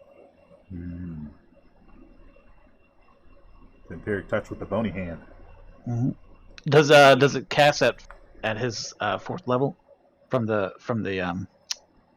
hand, or is it like regular level unless I cast it myself? Yeah, regular level unless you cast it yourself. Okay, I'm just gonna cast it regular level then. Okay. So a melee spell attack.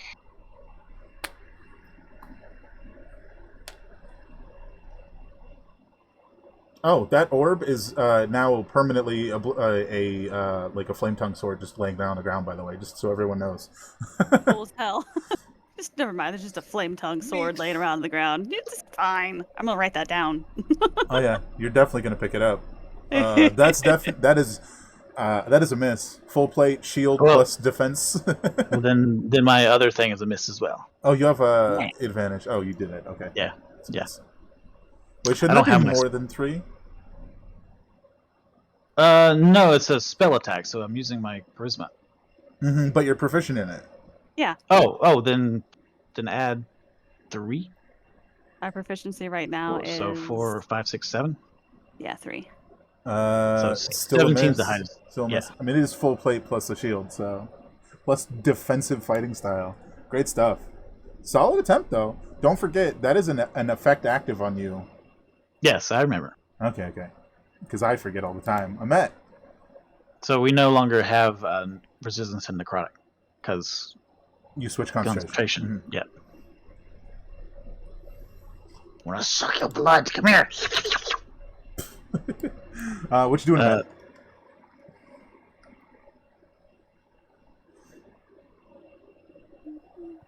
Sorry, I was muted. I'm gonna stab at it. Fair. Damn. Yeah, that's a hit. And sneak attack.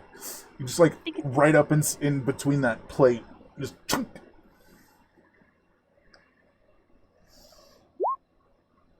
Oh. Nah, not terrible. It's 20 damage. 2 1s. Yoink. Whoops. I did that wrong.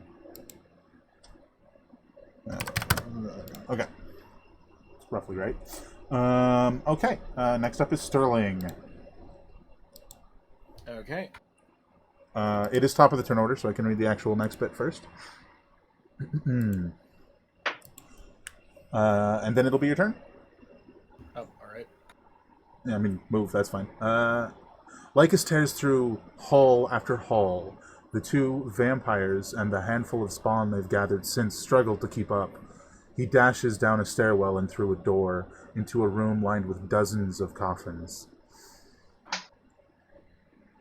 Something tells me Senin didn't think this is how I'd use this when she gave it to me. He pulls a scroll from his belt and activates it. As he does, flames spring forth, and line after line of fire covers each coffin, until the whole room is bright with flames. Lycus whirls around and leaps above the door, waiting to strike anyone who comes to attempt to put out the fire. Alright, continue your turn. Well, it is time for the I Smacketh. At advantage. Yep.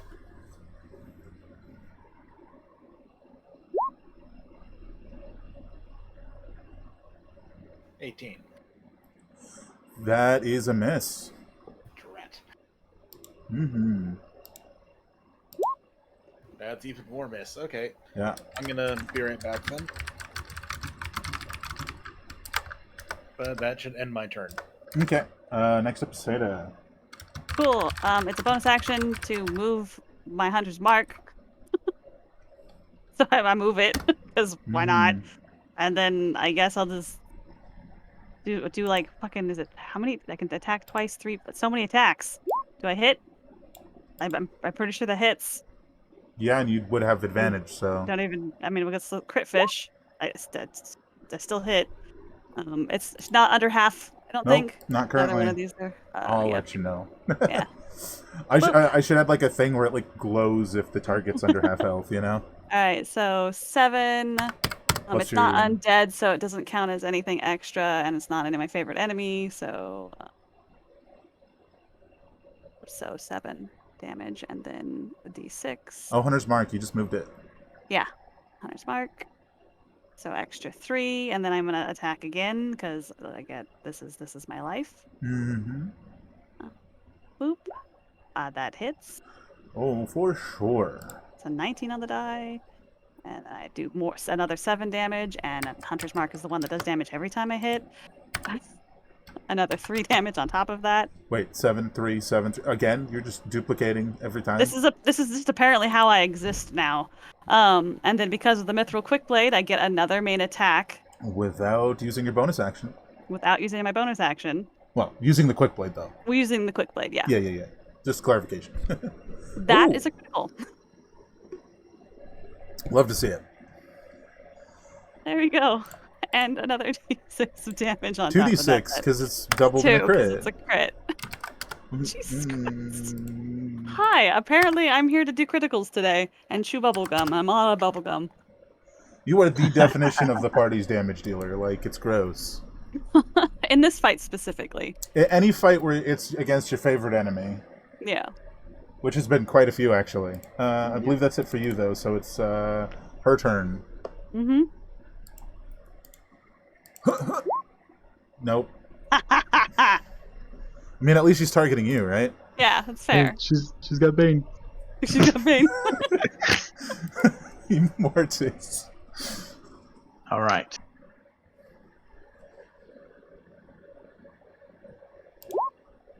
Nope. Nope. Double nope. Just does not want to hit on He's that trying to. His magic can't penetrate from all this thick plate. It's trying to suck life from iron and steel. one. Next up is a Met. You do have advantage.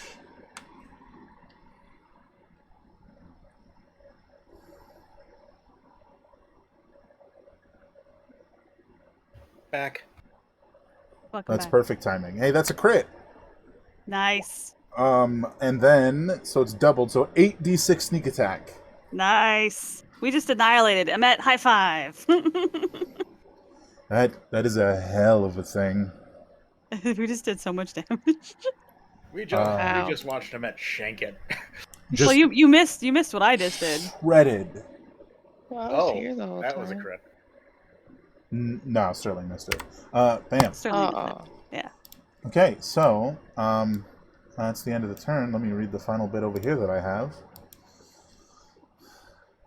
Lycus stands over the ashy remains of half a dozen vampires in their coffins. Coughing up blood, he staggers back into the stairwell and collapses. Smoke rising out into the castle, which is about now, and you smell it. Seda specifically. Something in the castle is burning, and it's not the guy who turned to ashes. The So, castle's on fire. Mortis, vampire ashes are very powerful components. You may want to collect that. We need to destroy the coffins. Give me a Okay. perception check, Seda. Before I hop up for half a second. 17. Scratch that, everyone. And I'll be right back. Okay. Yeah, but Seda's like collect ashes. You may use it like it's a spell component. Essentially, is what Seda says. Okay. But he can't come back from it. He can't come back from this. No. Sorry, I still had advantage on. And so did Amet. We should collect as much of that just in case. We can bind some of it somewhere as well. Amet, the sword in the corner. Gather it. Great. It's a flamey sword. Ooh. We tell Amet to do that because Amet's the fastest. And it's shiny and cool. And she's also fireproof. But yeah, Seda, the reason why Seda would talk about wanting to find the coffins is, well, they're vampires. We need to destroy all the coffins in this tower because, vampires.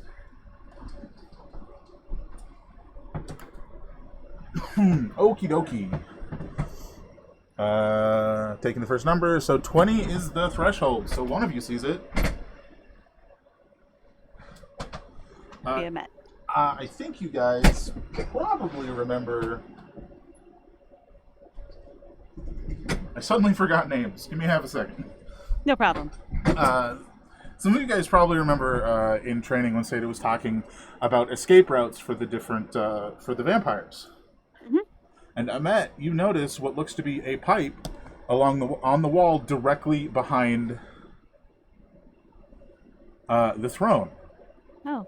Or where the throne was, since it got transmuted. Yeah, true. no throne anymore. How much that matters, because he's in a pile of ash over there, questionable. Immortus is collecting the pile of ash. Well, yes. Because Or at least a portion of it. well, Seda said as much as we can. He literally puts it in his Ziploc bag, and he's like, "This was your leader." And then Amet went to go grab the sword and saw the pipe. All right, so that's how Yep. they went down. Is there smoke coming out of that pipe? No. Okay. That's That's me meta asking because I you didn't. can currently smell the smoke, but you can't see where it's coming from. All right, there's smoke coming from somewhere. We collect this up, and basically Seda's just like, we have to find the coffins because there's other vampires and other spawn here. We're not done. Because Seda has no idea that the other vampires are, Yeah, dead. no, fair, Right. fair. And essentially, we're gonna go on a tear. Yeah, well, just No. wait. This is. Okay, waiting. And I collect if I have like a bottle or something. I'll put some in the bottle. We could put it in Amet's metal tin can. The little Oh box, yeah, perfect. Yes, box. Perfect place to hold A lot vampire better ashes. than it being loose in the haversack. Yeah, that seems like a bad idea. Yeah, it's got a Yeah, lock on He'll it. transmute all of our loot. All right, so we hastily and as quickly as possible, like maybe even get like a rag damp, and like sop up ashes so it's easier to pick it up once we get down to like the scraps of it essentially, and just like throw that in the container. Why not both? Yeah, exactly. Just fucking done. Yeah, you All collect. right. will It doesn't take I you will- guys that long to collect it up if more than one of Yeah. you is working together. So Yeah. that's not a I problem. will put some in a bottle just for personal use, for brooding later. For Fair. brooding vampire. Fair. All right, and then we essentially, as a team, hustling our butts, just kind of Yeah, because we go faster when we run around Sterling. yeah, it's fair. we all hustle to basically planning to clear out the castle because we don't know that it's already been done. Yeah, no, you guys swing open the door. You can see the smoke coming from somewhere off in the distance. The first thing that you notice, Seda, is there is like a pretty significant pool of blood, like almost directly in front of by about maybe 30 feet, the door. and then it trails off into the direction of the smoke. Well, one thing I know about vampires is they don't have a lot of blood inside of them, so I follow the blood. Yeah. Does Yankee blood any different from normal blood? Ooh, that's a good question. I actually don't know. It could be blue. It could be yellow, because they're legitimately like aliens, basically. I mean, basically. I'm gonna see if I can quick. Because It's green or blue in canon. Let's go with blue. I like that much better. yeah, Sterling kind of pales and starts running. Oh, okay. If Sterling's running, I got a high enough insight to realize that's not a good thing. Fair. You guys come to a door on the. I think I said it went right. That's my mistake. Yeah. It went left. Okay. It's almost directly on the opposite side of that room that you guys came up and Lisea came out of. Like directly on the opposite side. The doors are open. It goes down and then sort of winds around, and you can see like a hand as well as a ton of smoke coming up from down there. The hand's like on the ground. You can't really see what it's connected to. I mean, Sada's got blades out because vampires, and kind of just will roll down there, watching Sterling, guarding Sterling effectively, because Sterling's kind of, I would imagine, being a little bit emotional and panic right now. Yeah. Yeah, you start down the stairway and you find Lycus there in a pool of his own blood. Past him, you see a room of burning coffins and ash, and like a lot of it. I'm not even sure Sterling even acknowledges the burning coffins. That's his dad. Fair. That's a Leon Hans immediately. Absolutely, yeah. Sterling, we need to get him out of here. It's on the fire. Just pick him up, move him. Going to basically confirm that all these coffins are useless and none of these vampires can come back. It definitely doesn't look like it. So, but I will say, you did lay on hands for him, and he's coughing and he's like struggling, and he goes. Yeah, he gets 15 hit points, and then he gets put over his son's shoulders and starts going back up the stairs. Just carry him like in your arms, so now you're not like fucking breaking his ribs, dude. Well, that's fair. Yeah, no. You guys come up, and he goes there, and he points at the door all the way across the opposite way. And he doesn't really get much more out than that. That's all she needs. All they need. Boom, gone, done. Mm-hmm. Sata's a creature of action. Absolutely. As Sata turns around, probably literally just grabs Immortus' shoulder and is like, "This is the direction we're going," and Amet, and leaves Sterling with his dad. Wait. You know. Shouldn't we find what we can of the cure before this place burns down? We know the door that it's in. It's where the preservative room was, right? Isn't that across the hall that we just got pointed to? Not the same place, but you do know where where that is. That's at the front. Yeah, that's the front. So what did we get pointed to? His vampire man's coffin. Oh, okay. I mean, possibly. Possibly. That's what Sata's assuming. You just know it's where Lisea came from, smelling like preservatives. Yeah. Yeah, you guys run that way. Is Sterling coming with you guys still, or is he running outside? I actually don't know. What would your character do? Probably just continue forward enough to actually confirm what's through the door and whether or not he needs to take his father elsewhere or can just set him down and deal with whatever. That's fair. Yeah. No. So you guys burst open the door and you start to wind down in a similar fashion to the other one. But when you get there, it's definitely not what you were expecting. Instead, you see Vials and pits. You see maybe gross. 24 large metal and glass vats containing blood.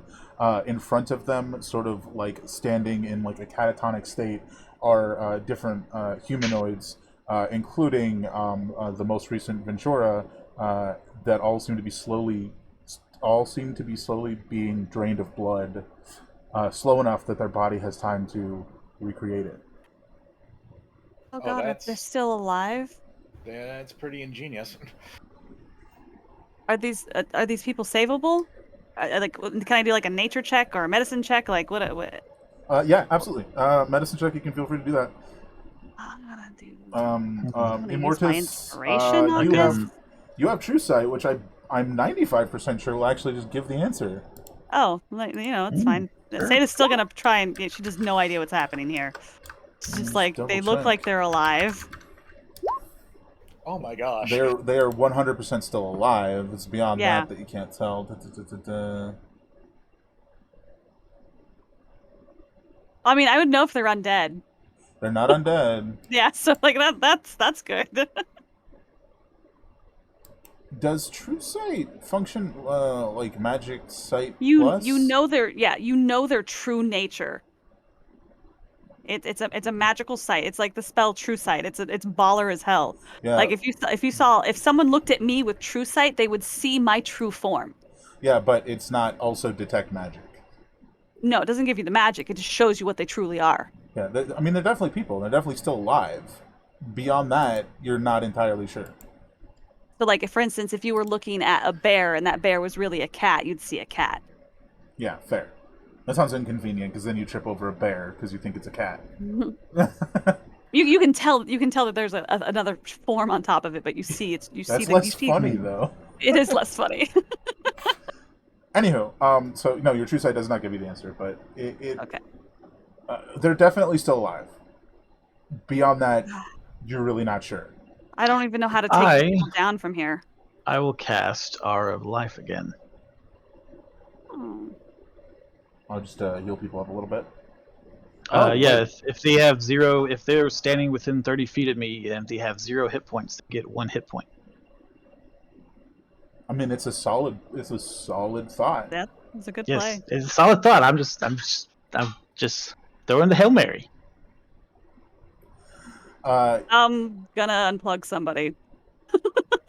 Your Hail Mary, in fact, is a success because after they unplug someone and they get restored with that 1 hit point and they wake up. They're very Arise. groggy and confused. And they're Stand looking up. around. They, And leave this place. They're not gonna be able to walk Unite. out on their own. You have 1 hit point. maybe the most recent people, but not everybody else. But yeah, I'm like trouncing through the. And giving All like of these them. epic commands. They're just like you know, pulling Right. tubes and waking people up, and it's like Awaken. Your nightmare is over. Just have Sterling take off his armor and then put everyone on his back. Says this dude covered in bones with a black cloak and a Dude, no, giant Sterling, it takes me vein 10 skull. minutes to do that. You can't take off your armor. Fair enough. no time. There's a fire. There's no time. There's carry literally everybody. a fire, and we have Just- to guide these people out of this building, and some of them need to be carried. Is there a body wagon? We don't need to be There's a- afraid of the fire. We there's a have cart the out front. hammer of water. Okay. You There's a got car- the hammer of water. We do have that. We need the fire to burn the coffins, though. Oh, I'm not saying put it all out. I'm saying Yeah. if we come across fire, think we don't have that's to fair. fear it. Okay. There is a cart out front probably that was used to transport the herbs after they were all like collected up and stuff. Yeah. Okay. We need to get Wouldn't these fit people out of everyone, here. but it fit some of them. The weaker it's a ones, start. at least. Yeah, Yeah. you could go Annette, out past. Can you go get the cart? Okay, that works. Because she's fastest. You're the fastest of us. Can you get the cart? And you're also sneaky, so you're less likely to be seen. Mm-hmm. Little ghostly feminine hands are helping these people sit up. That's the aura Okay. effect when someone reses. Love it. Yeah, I think the one thing that you, Ahmet, as you're running to get the cart, any and all vampires that you do see, they are fleeing. They are leaving the castle and the vicinity. They seem to be ducking into tunnels that seem to go under the wall and out.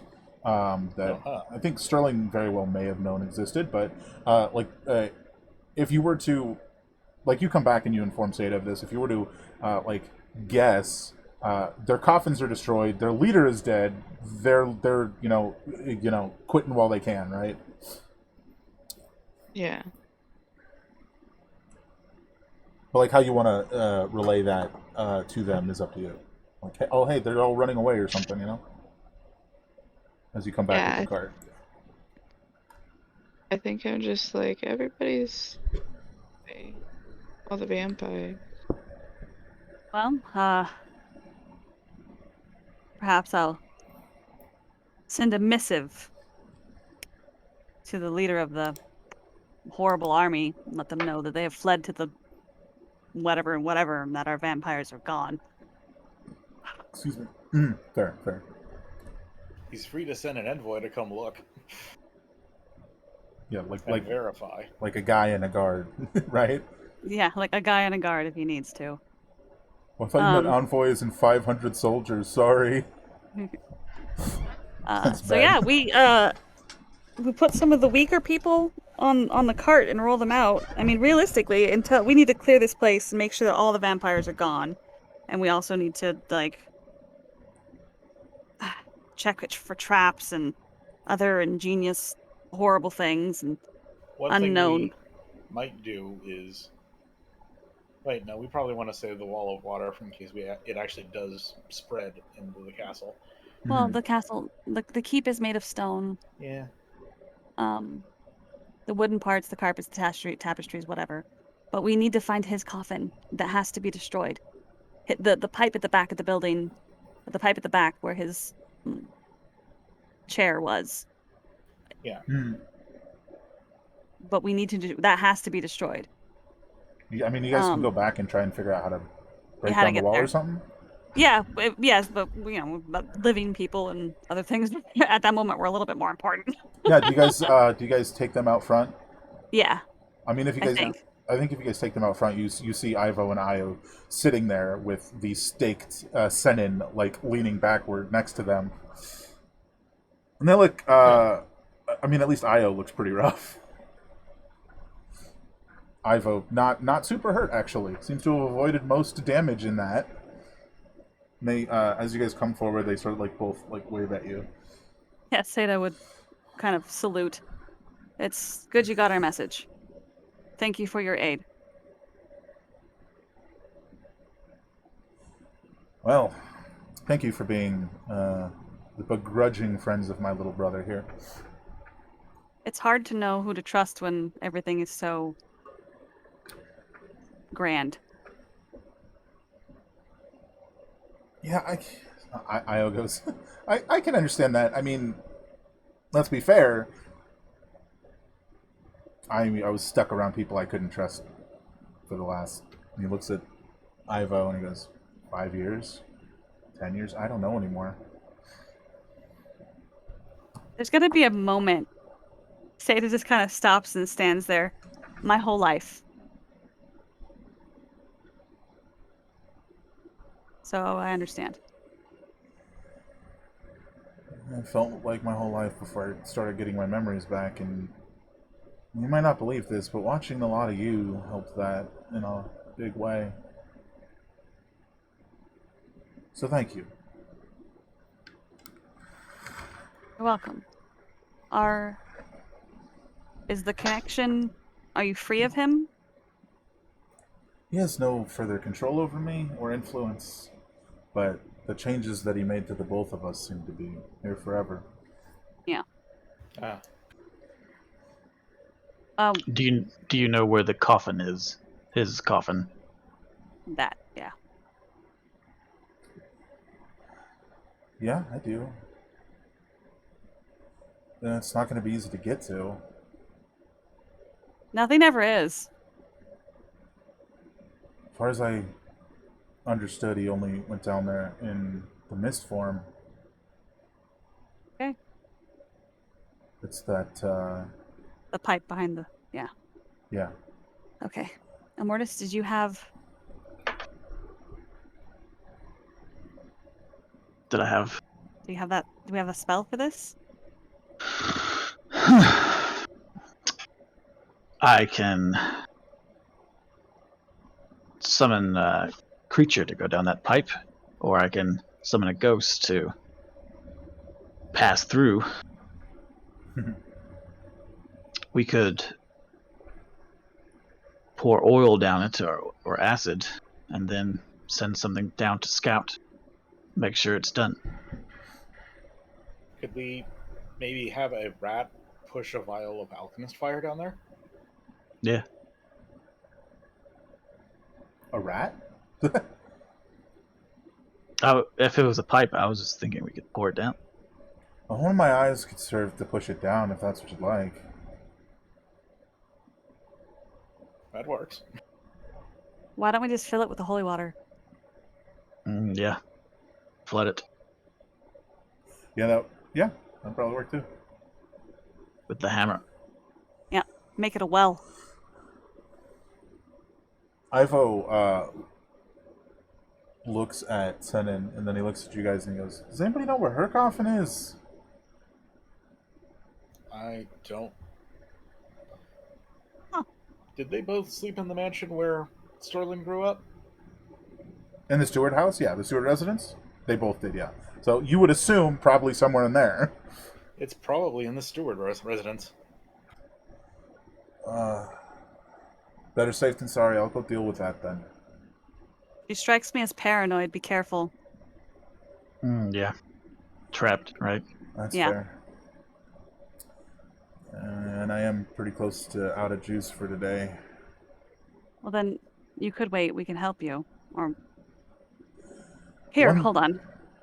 Seda just goes into the backpack and grabs a couple. Gives them 2 flasks of alchemist fire and a. Yeah, that's the best. As far as like damage, that's like the best damage. That's Like a good nonsense. idea, yeah. Yeah. It's better than smashing the thing, I'll give you that. And then let's see. Guess we could. If he's is he hurt? He's damaged, right? He doesn't appear damaged that much. Oh, okay. He's just, Okay. tired. Yeah, he's just worn out. Okay. It's also more of a reference to like his abilities. Yeah. And, number of times per day and all that. Yeah. So that'll at least help you destroy it. Okay. I'll try not to burn the house down. You can Thank always you. pull the coffin outside. That's a good idea. I'll make sure. That it way, gets done. if there's anything left, it will just get destroyed in the sunlight. Okay. All right, back in we go. Is Lycus okay? Or Yeah, Lycus. Yeah, Lycus. it's like I think Io like looks at Lycus, who's like sort of, he's unconscious at the moment. He's not. Yeah. 0 hit points unconscious, but she's just fucked up. Yeah. He's got 10. yeah. Yeah. He's having a nap. Io goes. He looks at Lycus and then looks at you and he goes, "Looks like somebody cared she was rigging the lottery." Yeah. I wanted to tell him, but because of his proximity, I was afraid that his mind would be read and his intent would be known. It's understandable. The only reason why he couldn't read my mind was because of how many minds are in there. You could have told me that. I honestly didn't think of it as a problem at the time. Didn't dawn on me is what I'm saying. Fair. It's not exactly like I could tell people that I was worried about them getting their minds read. It's a Anyways, slippery thank slope. you. Yeah, I'll Okay. look after him. Go finish this. thank you. Ahmet, Sterling, Mortis, are we ready to go make a fountain? We are. Go back in. It's probably filled with so much smoke. Yeah, I mean it's pretty smoky. The throne room less so. Yeah. I mean they're pretty aerated, but all of Yeah. the windows are 40 feet high. Yeah. Didn't have a ladder that long. And you can come back in here and sort of position the hammer how you want to fill that pipe. It's probably about tall and wide, about 2 fists tall and 2 fists wide. You So know what what would I'm saying? probably be easiest is if we took one of the braziers, emptied it of fire, and just Uh-huh. kind of set it up in front of the pipe, Uh-huh. so we could put the water, so the water would fill the brazier and then empty into the pipe. Yeah, sure, absolutely. You can do that. There's still going to be some spillover, but Yeah, but not nearly big as deal. much mess. Not nearly as much mess as what would happen if we just slammed the hammer into the wall. I mean, that would have been really fun, though. Sterling, we want this to at least. Yeah, I know. Okay, thank you. it If I remember correctly, there's an exact amount that hammer can create, right? Yeah, let me grab it for you. 10 gallons of water, once per long rest. Unless we did the wall of water, but I can't do that without having a spot that's seen to actually wall of water. Yeah, fair. Um, Yeah, if it's 10 gallons, you can absolutely, send 10 gallons down that thing, and that's probably going to do something. yeah. I mean, We'll just do you can say for certain that a vampire coffin doesn't like holy water. Yeah, we'll just do it again tomorrow, and then the next day, and then the next day. And then we can Ooh. ask Io to check. Yeah. While they're doing that, I will prepare to summon the ghost to go down there and check once we're done with that.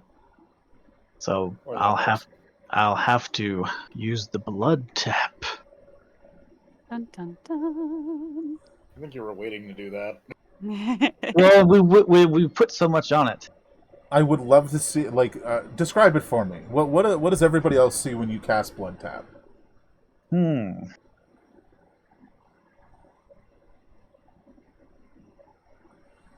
don't see very much. He puts, he puts his staff. He's been very quiet, very broody since they rescued everybody. He's been stalking around like a. Mhm. So he just kind of Oh, we're on the map. I'll show you. It just kind of like goes over to his own place and stands still, and he has his staff in front of him, so he's looking at the skull. And they don't see much because he's covered in his armor and stuff, but there's little trickles of blood that come out of the bone skull, the bane skull, Mm-hmm. as he just kind of trickle down the mask as he takes 8 points of damage to get back a level 4 slot.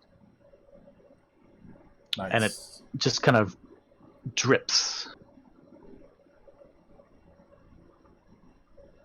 And when there's like a little pool, the pool kind of like swirls and then kind of fizzes and fades away in like a little ethereal, magical effect. Nice. Very cool.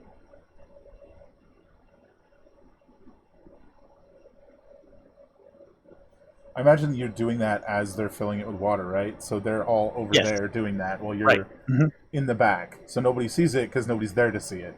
Yes, but the But audience it happens, sees it. though. The audience sees it. Yeah, exactly. Yes. Delightful. Yeah. And you double check the duration of this. So he won't. No, that's the wrong one.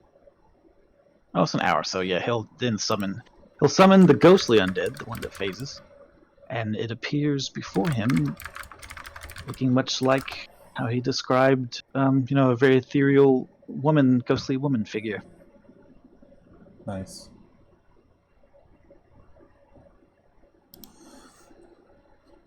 Yeah, you can send it below, and what you find is a probably like ankle deep flooded room, at the center of which there's more to the room, but at the center of which is the coffin, which almost looks to be like slowly dissolving as if it were foam in water or something.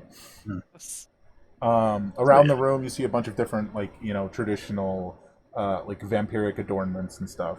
Temporel accoutrement. Definitely. So basically, he could hang out down there. For sure. Once the coffin's dissolved, that is. If he can find a way in. Yeah. No, I meant basically Lara could have hung out down there. Yeah, it's his panic. It's his panic room. Oh yeah, for sure. Also his bedroom where he sleeps. So yeah, Immortus commands the ghost, go down there and make sure that this is done. Put eyes on the coffin and come back when it's finished. Yeah. I mean, it's probably like 3-4 minutes before it comes back, and your whispers into my ear. the coffin. Okay, the coffin's dissolved. Yeah, carpet's ruined. What are you gonna do? And then Mortis confirms it. It's finished.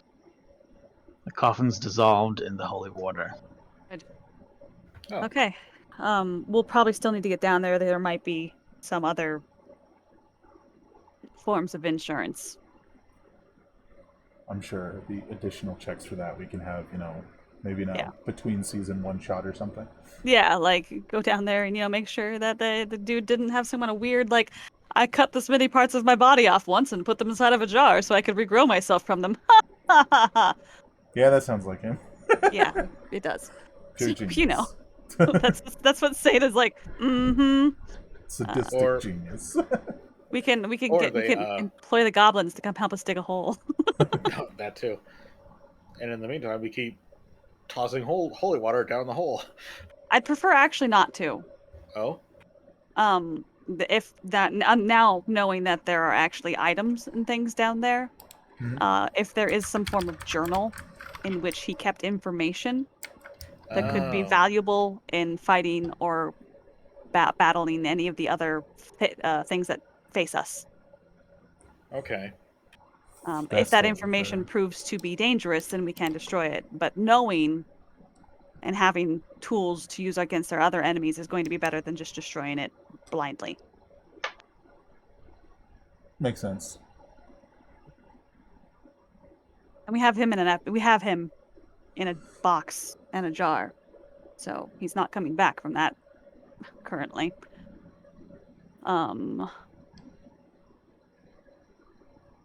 Currently. This is true. Yeah. Ashes to ashes and all that. Okay. I believe we have a town to talk to.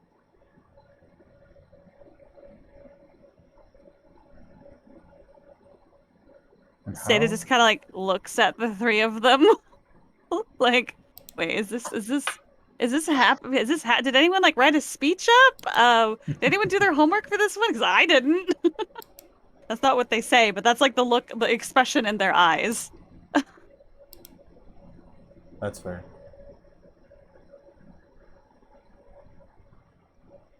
Or do we just walk out and like let him know he's dead and that's it? Like, Lyric's dead. Lyric's dead. We'll protect you now or something. Yeah. yeah, how do we want to do this, you guys? I'm honestly not sure. Well, we're not going to do it in this burning castle. Fair. Okay, let's at least walk out to the courtyard. Well, as we're leaving, right as we hit the door, Mortis stops and turns around. Stares into the flames. Well, that's the flames of the burning Smoke. coffin room. Whatever. Yeah, okay. Just, some fire. Yeah. Nice. You okay? Yeah, I thought I heard someone. And did he leave? Yeah, I think as you like turn to say that, you out of the corner of your eye, you swear you see the silhouette of a ghostly woman pointing at a city. Pointing at who? A city. But then when you look back, it's gone.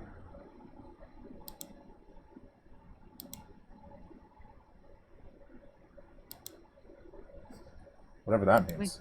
What does it mean? Don't know. Yeah, we walk out into the courtyard.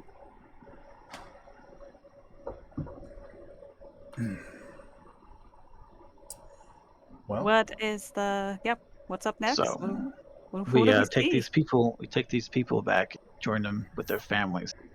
Yeah, we Give gotta them a few minutes. and maybe some to- clothes. Give them a few minutes with their families to, become whole. Then we'll address them. They'll be much more receptive to what we have to say once they know their family's made whole.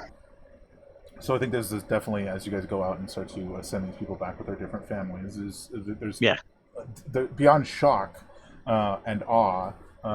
There's definitely this like very receptive, albeit confused, air about everyone. Nobody understands what just happened. Yeah. I mean, Well, listen, you're not even sure that you do. I'll say it's pretty crystal clear on this one. You Just know that what? it Fair. happened. The fact that it happened is the part. It finally happened. Do you guys want to do this immediately, or after you guys give them, like an hour or two with their family? Are you doing it the next morning? What are you doing here?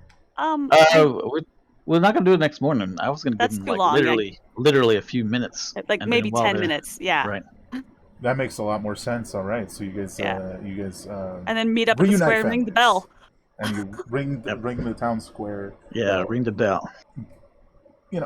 Confuse people, but pretty much anyone who can walk, as in not the people you just rescued, they come to see what is going on.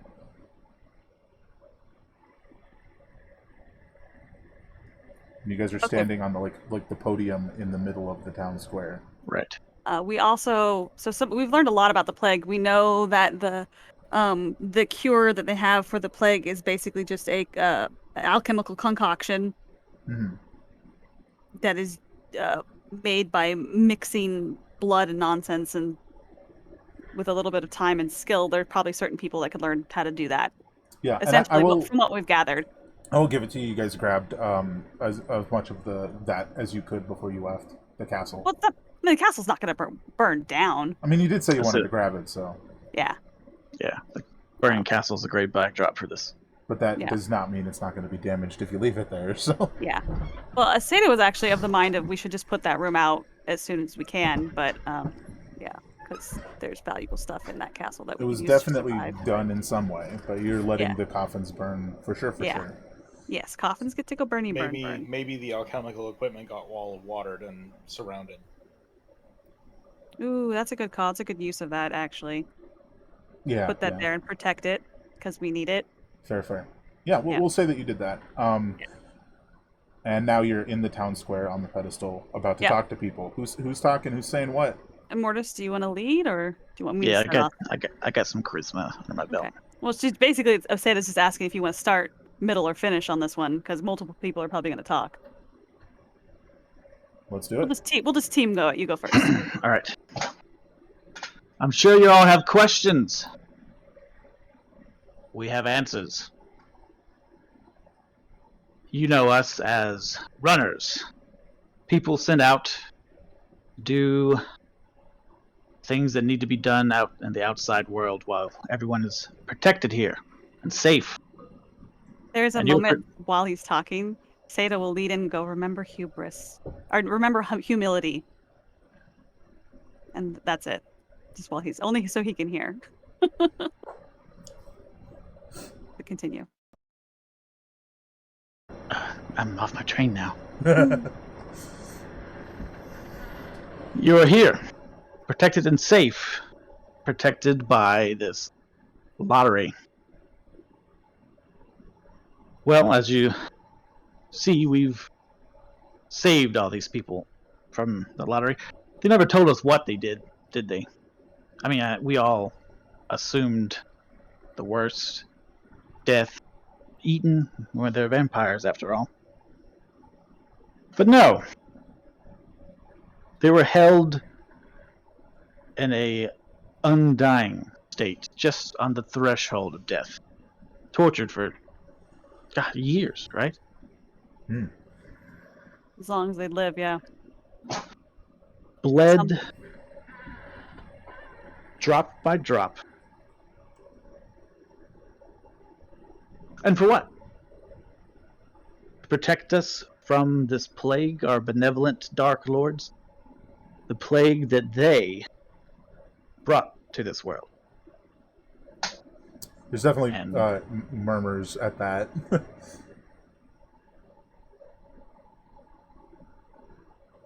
Plague that they brought to this world and then lost control of. Then came in our saviors to keep us in control, to keep us in line, so they could be fed. There's an army out there that wanted these vampires' heads. They sent us to a tower, and I will use a silent image to put the image of the tower and the skyline as a, showmanship. And I'll do the same throughout this story. Fair. At that tower, we learned the truth. It was a vault of knowledge and artifacts and power and what have you. There we learned the truth. About a lot of things. Tell them, Zeta.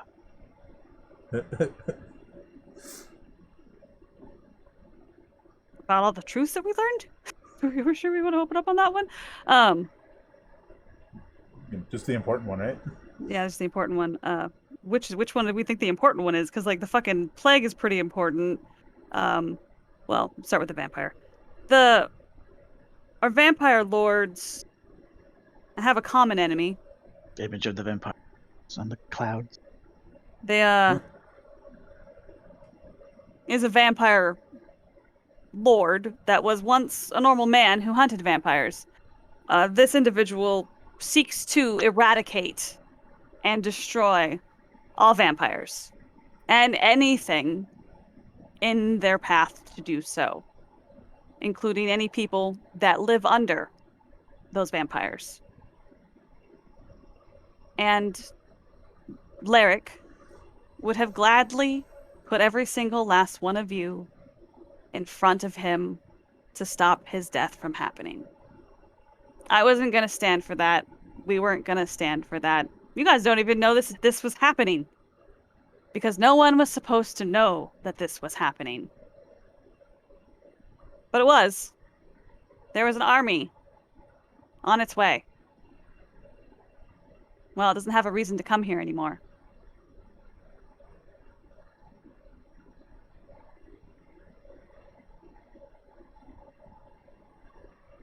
The dude, the bakery guy, is he here? Yeah. Yeah, he definitely is. She's just gonna look, like, they don't have a reason to come here anymore. And they hold to their honor and their reasoning to a strange and bizarre degree.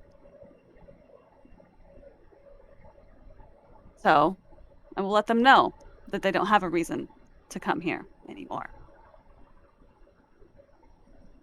There'll be no more lotteries. No more mothers being taken from the children, nor fathers or children being taken from their parents. Tonight you can sleep knowing that what you have will be yours. In the distance. Will not be. Oh, go ahead. Go ahead. So in the distance, like somewhere in the crowd, somebody shouts, "But what about the plague? Isn't it still a problem?" But it will not be easy. Because nature is still nature. And yes, the plague is a problem. But I'll tell you what. We literally traveled, 4 months? Say will list the amount of distance that they traveled. We traveled this many leagues in the wilderness. To the tower. Around the plague. To this tower. Yes, the plague is still a problem. But it's not impossible to avoid. You don't get it the moment you step outside. I mean, there are signs and symbols. We can all be taught how to see this and follow it and know where it is. These are not things that are unknowable. These are things that can be taught. Each one of you can be shown what a poisonous mushroom looks like. We can show you and teach you what signs of the plague are and how to avoid them, how to see them in the sky and the clouds that come forth. This is information you all should have, not information you should be kept from. You shouldn't be in the dark about this. Your survival is paramount. And we also happen to have access to the methods at which to create the things that bolster your immunity to the plague. It's not going to be a secret anymore because we have no reason to keep it from you. Let me ask you this. Are you afraid of wolves? Someone probably goes, yeah. You're afraid of rats or horses? Mm-hmm. The plague, it's not a plague. They're creatures, just like any wolf or cow or anything. It can be killed. It's not mindless. Just like we keep our cattle safely in pens to protect from wolves, and we have shepherds to watch the flock, we can take precautions to protect against this plague creature. Because now we know it is not just some strange, mysterious disease that lurks in the shadows. It is a monster from the dark and deep that the vampires brought to our world. That we can protect you from, that we can kill just like we did these vampires.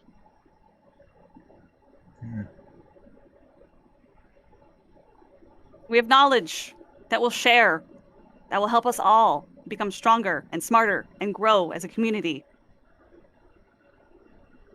I know this is a lot to take in. It's a lot. And it's fairly dramatic. But it was time.